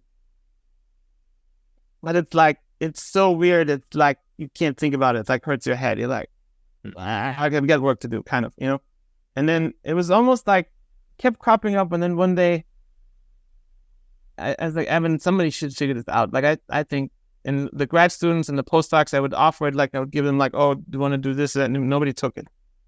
And then at one point, I think Evan was like, came after a meeting, was like, Nico, like, I want to do it. I was like, well, you're an assistant professor. He's like, I know. I was like, maybe we could do it together, and I could help more than I sometimes do. And, maybe this needs to be done. And the weird thing was, right, that you have really good data and you just run like resting state functional connectivity seed maps down the central gyrus sulcus, pre-central gyrus sulcus. You get like foot, hand, mouth strongly connected to the opposite hemisphere, so the classic visual finding. Yeah. And then in between there, these regions where like they connect to each other, like we call it the 3 spots or dots or chain of islands for a while. That sounded too weird though. Where I was like, okay, that's weird because that's not the classic visual finding. And it's like, why is that? Right. And at first you were like, well, maybe it's like body parts that work together. I'm like, but like your arm and your leg work together all the time too. Like called walking, whatever you do. It's like, and they're not connected. So there's something else going on. And I don't know what it was. I think it was just the data were so clean and we kept seeing it that I was like, I believe the data now, versus I used to not believe it. And then once you make the decision to be like, we have to chase this down. I remember, I have it right here. Cerebral cortex of man, Penfield. Penfield and Rasmussen, Yeah. I got like really interested because like pretty quickly it was like, Emily and I were like, what we're seeing in the classic Penfield homunculus, they can't both be true, right? And we started going down this road, and then of course I got the original data and started looking at it, and I was like, oh, these data are not that clean. Like it's like the story is really good. The source data are like a mess, Yeah. And then you gain a little bit of confidence, and people were just sort of like, can you show it in other subjects? We're like, sure. Can you show it in group average data? Turns out we only really thought we saw it in the individual specific data. But I think in retrospect, because we were just more confident, we went back to the group average data. If you threshold it right, it's there. Yeah. It's just, we had like, it's this weird thing that's like you see it, but you didn't perceive it. It just kind of, because I think I told you that, that Mike Fox saw it too. You called it the bird eyes, and you mentioned Thomas Yeo saw them as spots too. So these are spots that separate the hand, leg, and arm, hand, leg, and trunk regions of the homunculus. And they interdigitate and they connect differently, right? So that's the main finding, I think. But then you replicated that in tons of data sets. How many? And I think we got all the big group average data sets, and it's there, and then we got macaque data, and it's kind of there. I mean, it's macaques, they're not humans, but you could see it, we got like different ages. It's not there in a newborn, which is interesting to me, but it's there in a 1-year-old. And then I would say sort of the big breakthrough was it was like stuff I done for my PhD working on this network we then called the single Perkle network, which we thought was an executive control network. Like the stuff on the pink cast had already made me think that network is more motor than I used to want to admit, because you're movement disorders neurologist, but I used to think cognition was cooler than movement. So I was like, it's not a movement network. That's boring. It's executive control. So the cast data had already suggested that it actually had these motor control functions. And so then I was like, Evan, what happens if you put a seed in that one of these nodes? Then we started calling them inter-effector nodes for the effectors, foot, hand, and mouse. And this is the nice thing, just expertise with maps. I love maps. You're like, that's the single Perkle network if you put it there, right? I was like, whoa. And that was sort of like, I think Evan and I looked, and I was like, oh, wait a second. Like, it's just like for the first time we potentially had an explanation, like it's doing what I would call action control, right? And then sort of started investigating that, and a lot of it was like reading. Like Mike Graziano had a 2002 macaque stimulation paper that essentially said this already. Great paper. He followed up with, even wrote a book. Got it here, right?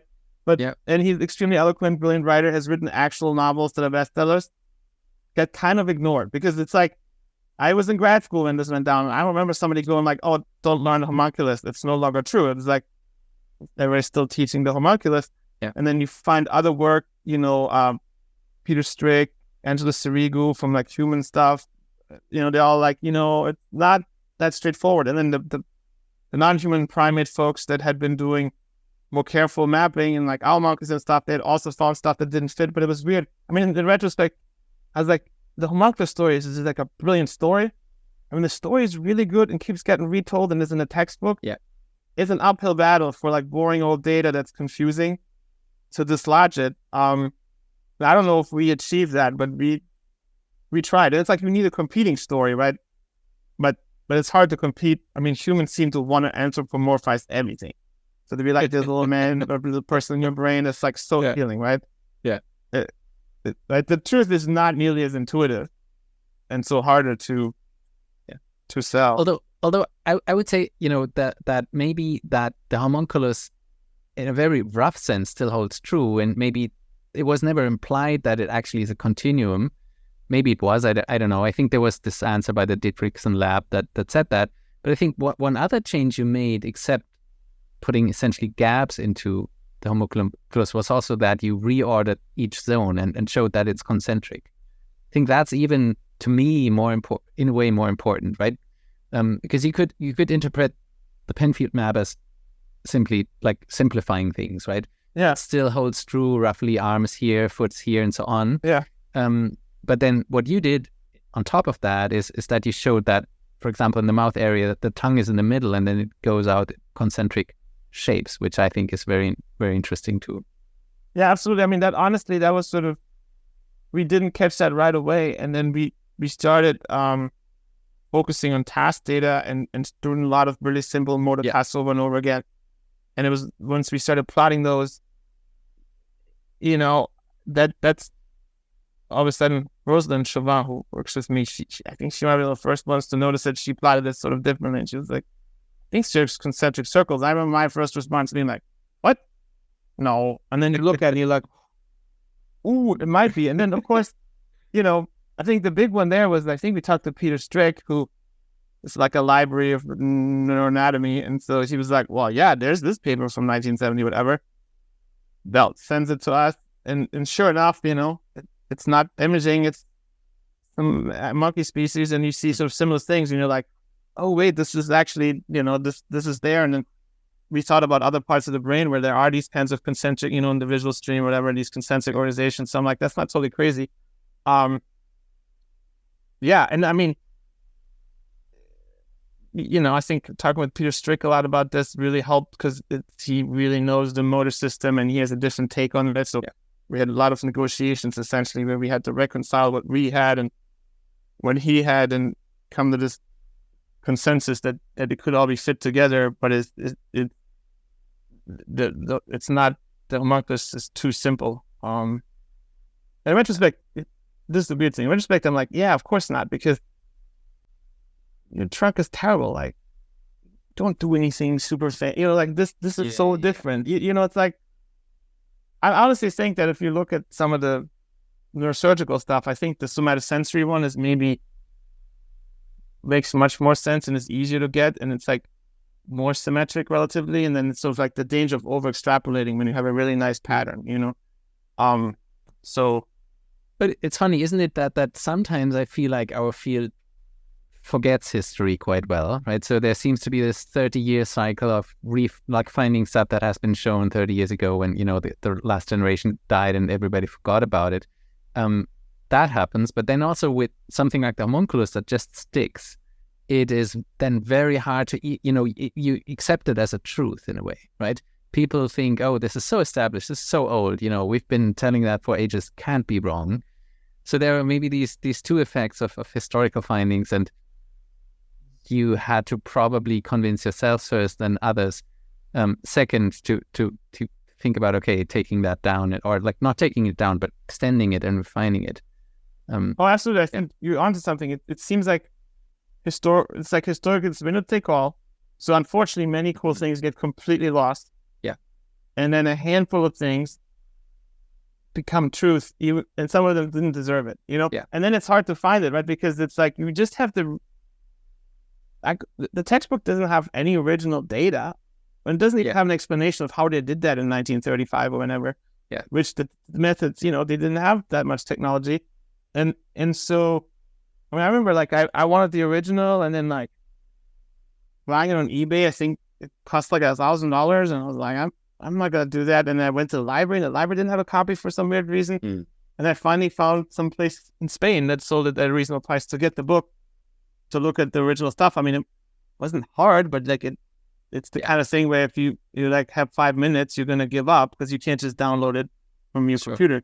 But then it's weird. And then you have to be a little insane to be Penfield's wrong, right? I mean, the first time I was like Evan and I were admitting it to, like, I'm probably whispering, it's like, Penfield's wrong. It's like, it's not that anybody hear us just yet, but it's out. It would be a bit like the winner. I like the winner takes all. So Brodmann's map is maybe another one where it's a good map, I guess, but he was a student of the Vogts, who were these massive anatomists, and they had really great myelo architectural maps that might be even better. And then there were a lot of competing maps. So I wonder why in the end Brodmann's made the cut, right? It seems like, here's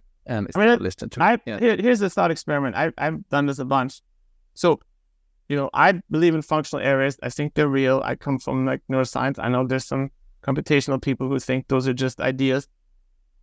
I disagree, but I also think there's almost 100% chance that Brodmann's map's wrong. Yeah, it's over 100 plus years old. I mean, show me one thing in biology that's that ancient that couldn't be updated, right? It's almost impossible. Exactly. So maybe not wrong, but not perfect. Certainly not. I mean, it's probably based on a few brains. Maybe isn't just one brain even? I'm not sure. It's one brain. Yeah. So that alone, tells a lot. And totally agree. I have a question, because it's like, I feel like it seems like Brodmann, captured the market, did a good job, and it hasn't been redone much. Which, on the one hand, right, like, imagine you wrote a grant for the NIH, you're like, I'm just going to redo Brodmann. I don't think you'd get a great score, because that would be like, yawn, like, how is that going to help patients, Yeah. So, but it's almost like, that might be quite useful, There is the Glasser postulation, right? Got into nature. That is maybe then a new version of it. And then I think at the same time, much less known was, there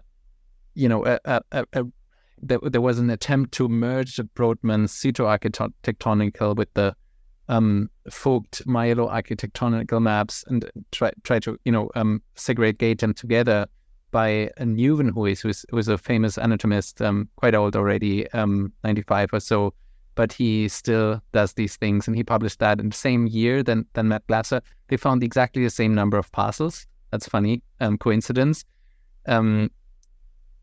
but I think different maps, right? So I don't know, but there is, I don't know. You could try, but it's probably not great for grants. You're right. Nobody would think we need this. Like I want someone to do it, but I don't want to write a grant about it because I'm almost certain it's going to get viciously rejected. Yeah. Yeah. And I agree, like there's imaging stuff, but I'm literally thinking like literally histology. Yeah. Like real old school, but like sort of maybe fancier versions of that, right? Because I'm sure they got new stains and molecular stuff. Yeah. I guess maybe Katrin Amund's work in Jülich, they might be the only, and that's actually the Vogt's original birthplace, or where they were last. And I think there's a lineage to be drawn to Katrin Amund's now in Calcillus before her. They are doing big brain, right? They're, I think, now creating 1 micron brains. It's not really recreating Brodmann, but at least they are doing this at the high volume and with a lot of funding there in Germany. I have one guest question that Mike Fox recorded, and stupid me, I somehow lost the recording. Really sorry about that. Because my messages app deleted them after 2 minutes. Didn't know that. Anyways, he wanted to know, what do you think would happen if you would stimulate the scan network, so your intereffector network, versus other areas in motor cortex? Oh, in terms of therapeutic. Yeah, I feel like it's a trick question because I feel like he's already done it.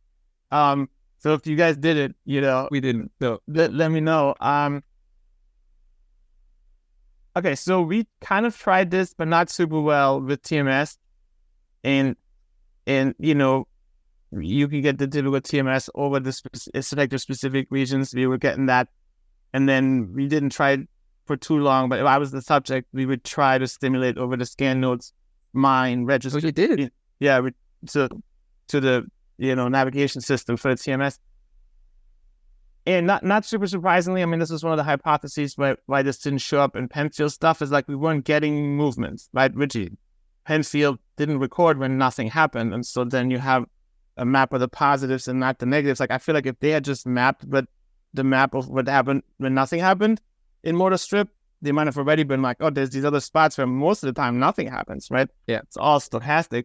The one that this is not real data, I shouldn't be talking about it, but I can't stop myself, was like at some point we're like, okay, maybe there's negative effects, right? Because Penfield actually, I think the most inferior scan node is maybe what Penfield tried to call M2 and it didn't catch on actually.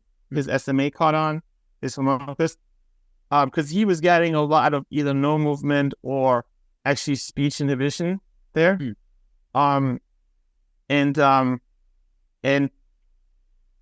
so we tried on me like reading, and it was this weird thing where like my reading would hang up, but it was like, this is why I like doing experiments, because it was like, if somebody asked me like, why did you stop reading? It was like, I don't know. Like I shouldn't have, right? Like it's right. I don't know if you've been TMS, but like when your finger moves and it's like you don't feel like you moved it, it's kind of weird, Yeah. So it was kind of like that, and the steps were like, oh, and then but it was like it wasn't scientific because we were just messing around, so we didn't really record it or anything. Still on the to-do list to do that or to do it with stimulation. I mean, I think you probably have some interesting because the weird thing about this network is that it seems to have this grab bag of functions that if you believe in the labels of those functions as like true entities, you're like, oh, that's weird. This network does all this stuff. But those functions are just words, kind of, right? Like, I mean, like executive control, like that's just a concept. Yeah. Like right, if you sort of do Buzaki's thing, you go from the brain from inside out, you go, there's this network. What's it for? We think it's for this, but I mean, and I think Strick agrees, like we think that's older than effector-specific M1. That effector-specific M1 comes in primate evolution to have these specialized effectors, and that there was an older system that was like more holistic, that in humans has become exapted to something more abstract. Yeah. Kind of with nature does these weird things, it's not designed, so, and so even though it has this fancy tie-in into what one could call higher order cognitive control function, it's almost like running on older hardware circuitry, maybe, compared to effector specific. And so I think you could have some interesting effects for the things that go into being active that I didn't used to think about. So like arousal, so epilepsy, potentially maybe the deep nodes like CM. Like, because the first thing that happens if you're going to do something is you exit the default mode and arouse, right? Yeah. Something's doing that in the brain. Pain, which initially weirded me out, is like, this makes no sense till I realized that like pain is the OG feedback signal when you're doing stuff, right? Like, it's like, yeah, it's nice that like I touched here, but like if something hurts, that was bad behavior. That you really You just need stop generally. Yeah. Yeah, that's Needs to be quick. Yeah. that like pain, right? It's like you don't want to be hurting when you're doing things, that you're doing it wrong, right? So I was like, oh, that's like really valuable, what I would call action feedback.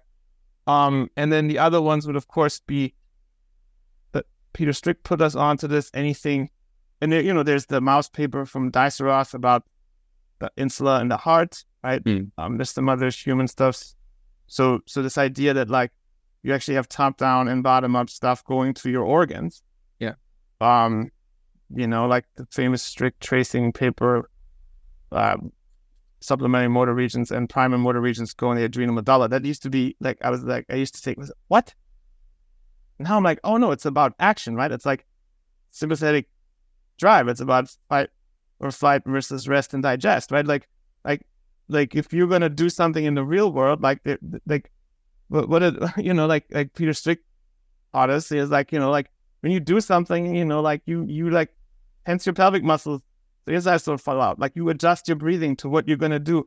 You don't even think about it. These are all part of there are these physiological and whole body things that go with doing something. When you do a task fMRI, you're just making people tap their finger. That's totally artificial. And it's like part of the blind spot of doing task fMRI, that you can't make people do realistic things because you have to lay in the dark and hold still, right? So there's all this overhead that is actually in real action. So I think the effects you might get, I don't know that you would get overt movements unless you really crank it up like Graziano did in monkeys, but that's like 500 milliseconds of stim. I don't think that's considered saving people because you might be giving people seizures, right? So if you stick with what's safe, you might not get any movements, but you might get these other effects on arousal, maybe seizure threshold, pain, physiology, organ stuff, top down or bottom up. I mean, my pet peeve, do you know a lot about the vagus nerve? Not much, no. I keep thinking it's hard to prove, right? Like that the vagus nerve sort of gets some of the information top down, bottom up, goes into the system because it looks like it's just a middle insula, all these sort of organ things, which are also part of activity, right? Like, I mean, my favorite example is like my nervousness thing is before I used to be like, I had to give a presentation. Now I don't really care anymore, but as the first time or as a friend or something, I feel like I had to pee for like an hour. I didn't have to pee anymore. I went to the bathroom like 10 times and I'm still like, yeah. And I was like, what is that? And I'm like, oh, it's like Damasio. It all hangs together. Like, it's like, if you're going to fight a bear, maybe you empty your bladder. Yeah. I'm in a presentation as a band, but like my brain is like, you're fighting a bear because it's very important to me. So it's like, keep sending me to the bathroom. And now I'm like, oh, that makes sense now. It's less weird. So amazing thoughts. Yeah. Sorry. Go ahead. No, I mean, so I would say it's sort of like my latest conceptualization is like the scan plus the sort of higher order stuff that's interwoven with it, like what we used to call the single protein network. I mean, this goes back to Mike's 2005 paper. I think it's sort of the anti-DMN, kind of like that there's this yin yang, and that it's sort of like there's a specific dedicated network to set up the default mode, which goes beyond that network. There might be a dedicated active mode network that has this circuitry, right? And has effects like arousal that may be spread. Which is why, like, if I'm honest, when I talked about this at the DBS thing, like, I used to think DBS for generalized epilepsy was completely nuts. Because like, how could you have a focal effect everywhere? Come on, right? I totally changed my mind. Like now I'm like, oh no, this now makes sense to me, right? There's ascendings coming from the reticular activating system. There's probably a node in the thalamus. We can turn everything down a little bit, and that might work just like a benzo de facto, kind of, and lower, raise your seizure threshold. I don't know. What do you think about that one? No, but very much so. And I think just for the listeners to highlight that if you see it from the scan network that you found, the one thing in the subcortex that really lights up like a light bulb. I mean, there's lots of nodes, but in the thalamus, really CM, and specifically CM, right? Or at the midline, medial thalamus. So essentially these nuclei that are the only ones that project to the striatum from the thalamus, and then also project very diffusely across the entire cortex. That is one of the targets for epilepsy, for DBS, right? So that it's really cool to now follow up on that, and I think people are already doing that around the world because your paper is so prominent now in Nature. So I'm sure stuff will come up there very very soon by you and others. It's also the target for Tourette's, right? So that could be another potential interest. I know personally of people looking into that now with your data in mind. So that's super super interesting. I think we learn a lot more on this story in the next few years. What you briefly mentioned is the effectors might be newer. So to that end, animals moved around or still move around without a cortex just fine, right? So and then at some point cortex came, probably just worked a lot with striatum together to do stuff, and that might have been, as you say, maybe more the scan network. And then I think what's new to primates is actually that M1 can directly control the motor neurons. That not every animal can do that, right? And these are more maybe was necessary for the finer motor skills of hand movements, finger movement, all that. So it makes sense that the scan is older, the effectors are newer. Might also may explain that it's slightly different in monkeys, maybe not as elaborate yet. Super interesting there to think about. If you wouldn't have the effector nodes, would you still be able to move around well? And so yeah. My thesis is this comes from stroke neurologists. Several have come up after they see me present this independently, even when I didn't bring it up, saying, "Oh, this makes more sense for stroke recovery, right?" Because it looks like the scan is much more bilateral, right. The most significant stroke effect typically is the fingers, right? Yeah. And fine finger isolation, and you start getting shoulder back and elbow and even the wrist. Even in strokes where looks like you really hurt the corticospinal tract on one side. So my hypothesis is that the scan with some time and maybe plasticity can do pretty good for most of the upper limb, right? And maybe it can move your fingers a little bit, but crudely. It's almost like you've got gross motor fingers, but not. Seems like the fine motor fingers is you want your effector specific classic M1. Yeah. And I have to say this. You told me about Chizek's work. I've been like low-key obsessed. He's amazing. Yeah. I've been reading it, and like I was literally like on the website looking up the Amphioxus and lanceolets and reading about lampreys. And I've been talking to people, but I have to give like a preamble because I don't want them to think I'm gone like really weird already. It's like here's what I'm going to tell you about the lamprey now, because not because I think we should say anyway. But so that kind of thinking, you pointed me to that. I really love it because it's it is. He's writing a book. I'm really looking forward to that. I listened to the podcast episode you sent me, and so it sounds like it might be a while because that's true. It's still. But I can't wait for that to come out because it's such hard work. But I feel like knowing that is so helpful when you think about looking at the human brain, how it looks and what it is today. Very much. So I had lunch with him in Montreal together with Max Schein, and he mentioned one chapter will be about the orbitofrontal cortex, which we usually associate more for value encoding, right? But looking back into animals, it was more about food, and makes sense, right? And it's also close to the gustatory cortex and all that. So encoding the value of food might have over time become for us more also encoding, values, ideas, concepts, situations, and so on. But animals in the beginning mainly, thought about food and is this good food or bad food or whatever. So that line of thinking of phylogenetic refinement, I think, is very powerful. And honestly, it's hard. You just have to know and some classes through the work of figuring it all out and putting it in a book. Absolutely. I want to be mindful of your time. I'm taking too much of your time. I still want to maybe finish up with a few more questions to wrap up. So Is Midnight Scan Club 2.0 coming? Any new data set you want to? I think at some point you planned it. Yeah, I know in the sense that we're not doing it at midnight anymore.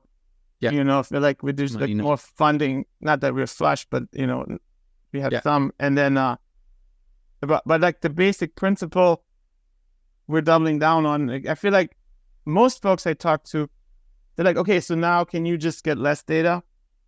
And I've decided to go full militant here. And so folks I work with, they agree. It's like, no. We're not going to get less data. If anything, we're going to get more data per participant, but we want better data because it's this weird thing.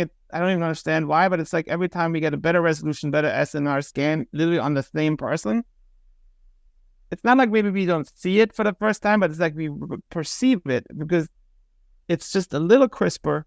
Mm-hmm. You're even more confident, and you go, this weird thing, we're gonna make that a project. Like somebody's got to figure out what's going on here. This is not what I thought. It's not the textbook, right? So, and then, I don't know. The other analogy would be like microscopes. Like I've tried to read a little bit about the history of microscopes, and it's like they saw cells, and then all they did to see organelles is they just got a lot better microscope. Yeah. And so I'm always like, why don't we just get like a better microscope? And my favorite studies are the Harvard group. You probably know them all. The 100 micron brain. Yeah. Like literally, often we start by looking at the 100 micron brain because it's like we were looking at the dentate nucleus, and I was like, okay, the dentate's not a nucleus. Yeah. It's like a mini cortex, like, and you can just see it, and you're like, oh, absolutely. The olive called it a nucleus, and in the textbook, it's always like an almond, and then you have to look at the real thing. Was like, you shouldn't have called it a nucleus. I need to think about this differently, Yeah. Fun fact: when I was a postdoc here in Boston, I saw data like that by Brian at Edlow's lab and also at the Martino Center in more general. And I was blown away, and I told Brian, hey, you have to just publish that data set because a lot of people would love to have that, right? And so I am a co-author on it, and I didn't even know that. Was to normalize a Gemini brain. No. Didn't do a great job, but I think we have better versions. Well, you did a good job. That's key though, because that's key for usability. So I didn't know you did that. That's but I think they have much more data like that at Martino's, and I think it should be out there. You should keep talking to them, because I remember I talked to both Andre van der Kouwen and Jonathan Polemany about it. I think separately, because I was like a fanboy. So when it came out, I worked with some other stuff, and they were both like, oh, we didn't want to publish it because the engineering was incremental. And then I think it was Polemany, and he launched into like this incremental engineering. It was like every step was redone better. But there wasn't like groundbreaking. And I was like, well, first of all, what you just described sounds groundbreaking to me. And then it's like, you made the best picture of the brain. It's like, well, yeah, the neurologists, they got really excited. They made us, we weren't going to publish that. I was like, you weren't going to publish that? Exactly. No, we didn't think that was interesting. And I was like, that's the experience. I had goosebumps. Like literally, I've looked at it when I was feeling down. Because like when I feel down about science, people are like, neuroscience bogus. And I'm like, look at that. Look with these imaging or MRI anymore. It's like, look, you can see it. This is so cool. And I know I've heard from people that they got even better stuff. I can't wait. Yeah. Like you just got to see it. Exactly. And put it out there, because this is really, it's a bit like they have the great microscope. Everybody in the else doesn't. So it's kind of almost a must to make that data available, I think. Same with the PLI data and all these things. I mean, it's great that big brain exists and all. I mean, here's what we should do. I've told this to, I think, Andre for sure, maybe Dylan Tisdall, who's not Penn, and Polemany. We should just do the best imaging you can do in a living person. Because I was talking to them about, like, what can we do? And they were like, well, like, our stuff is dead. I was like, yes, I know. I know there's going to be breathing and stuff, but, like, work with me. Like, what if you really is, like, the best you can currently do. And I remember talking to Polemany. We haven't done it about resolution and stuff. And he was like, it can't be done. I was like, try me. Like, how crazy? And he's like, he probably is doing math in his head that I probably wouldn't understand. And he's like, we need 100 hours, I think, data. Wow. I was like, I'm taking notes. Like, I'm not saying I have time next week, but it's like, that's not impossible. It's just really difficult. Maybe. So anyway, so he scanned me with a cardiac gated flash sequence, and that's out there in DTBS. It's a living 7 Tesla scan. It's beautiful as well. It's no comparison to the dead one. Yeah. But I think, and that took ages because it's cardiac gated, right? I think it's still really beautiful data of a human living brain. I use that in slides, right? I compare the dead and me in living, and so I think you're totally right. It would be great to see. I've noticed you have the most beautiful underlays. Is that what you use sometimes? Is that you're not? No, that's the Edlow brain usually. Okay. We use that one. Okay. Yeah. The 100 micron one. Okay, so briefly about the company. So you have multiple patents on both precision functional mapping, and let me know if you need to run. But Sure. I know we're slightly over time. Recently, together with Damien Fair, you founded the company Turing Medical. What do you do there? What is it? What's the story about? We started with real-time motion monitoring and correction stuff at the behavioral level. So there's this thing called Framers Integrated Real-Time MRI Monitoring, which uses the MR data itself to track head motion, which this was started in 2013 when the big shockwave, like motion ruins everything, happened. We were like, what are we going to do about it? So I guess that's almost the start of that. It's a decade old now. But it works really well, especially in kids and patients, because you can see what's happening and you can try to intervene. Like, for example, some kids just will not stop moving in weird ways that aren't super obvious unless you're actually measuring it. And you can just call it a day and send them home and either give up or have them come back another time. Or sometimes, they're doing well and then they start moving. It's like they had to pee. We've also got some other stuff. Now we got these like real-time biofeedback games to like entrain them to just holding still, which is a weird thing because most games are hyperkinetic. So we had to like work on the psychology of that. That's where we started. And now we're, looking into sort of capitalizing on this what we like to think superior quality you can get with regards to head motion on any unsedated scan, and see what we can do with that for essentially medicine, right? Like task fMRI, cleared, and that's the first one we're looking at. But then, of course, all the other imaging modalities like automatizing, mapping based on better source data, right? Like I know there's folks who are making the worst MRIs look really great with AI now. But there's still a degree of like, well, it'll be even better if the input data are good, right? So I still am a big fan of putting good data in, even if the math is getting really awesome these days. So that would just the idea that like you start there and then you see what you can do for, modern advanced imaging for use in neurology, psychiatry, and neurosurgery. And I think, you guys are doing that stuff, but I think there's exciting times ahead because the promise of this kind of advanced imaging has been there for like 30 years. And I feel like we haven't quite delivered, Yeah. But it's like, well, maybe I'm an optimist. I'm always like, it's about to happen. Like, like it's about the floodgates supposed to open soon and really change what we can do with, like neuromodulation, probably the big one, I think. Right? Great. So essentially precision neuroimaging delivered, trying to make it products and so on. So that's really exciting. I usually stop these interviews with a series of rapid fire questions, but I'll just give you one, which would be advice for young researchers entering into the field of neuroscience. Why? Do you have any idea? I have to be very careful with giving advice because I've realized, like, what do I know? Plus, it's like you have your own. No, but you have like luck and biases. It's like, when the billionaires are like, take risks. And I'm like, that's called entertainment bias, survivor bias, right? Like, you don't hear from other people who took risks and failed. So, man, I don't know. Like, maybe like try to be in a good team. Like, you can learn a lot from your peers, your mentors too, but they can be like remote, famous, whatever. And don't try to, like, if you're the smartest person in the meeting, like, that's not good, Like, if you always feel like that, like, I don't know. I like it when, like, there's maybe one thing that I know a bunch about, and then every other topic is experts, and I'm just like, oh, like, talking to you about DTI or whatever. It's like, I like that, It's a team sport. Yeah. It's hard with the ego, but if you can, like, get your ego in check just a little bit, like, it's just a lot of fun, and it's like easier, Yeah.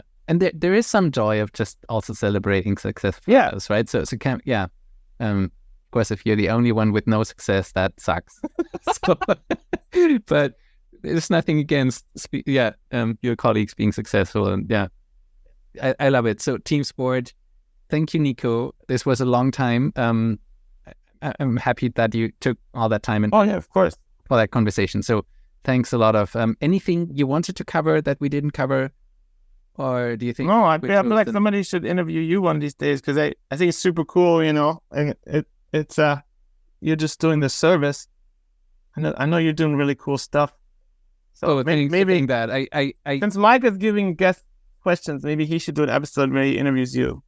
I not in this one. I really don't want to make it about me, but you know, it's not a service. I learned so much. For me, this is such an amazing thing to do. Actually, in the beginning, I was doubtful this is worth my time, but by now it's been so great, and you know, giving me so much insights. And I like the format. I mean, those Cheeseek podcast episodes you sent me, because I have to do a lot of driving kids around, and it's perfect for that. You just pop it on, and they weren't. I was like, maybe they'll complain. They didn't complain that they had to listen to, well, Cheeseek, evolution of the brain. So, amazing, Nico. Thank you so much. Thank you so much. All the best. Stay in contact. Yeah, you. Bye-bye. Talk to you soon. Bye.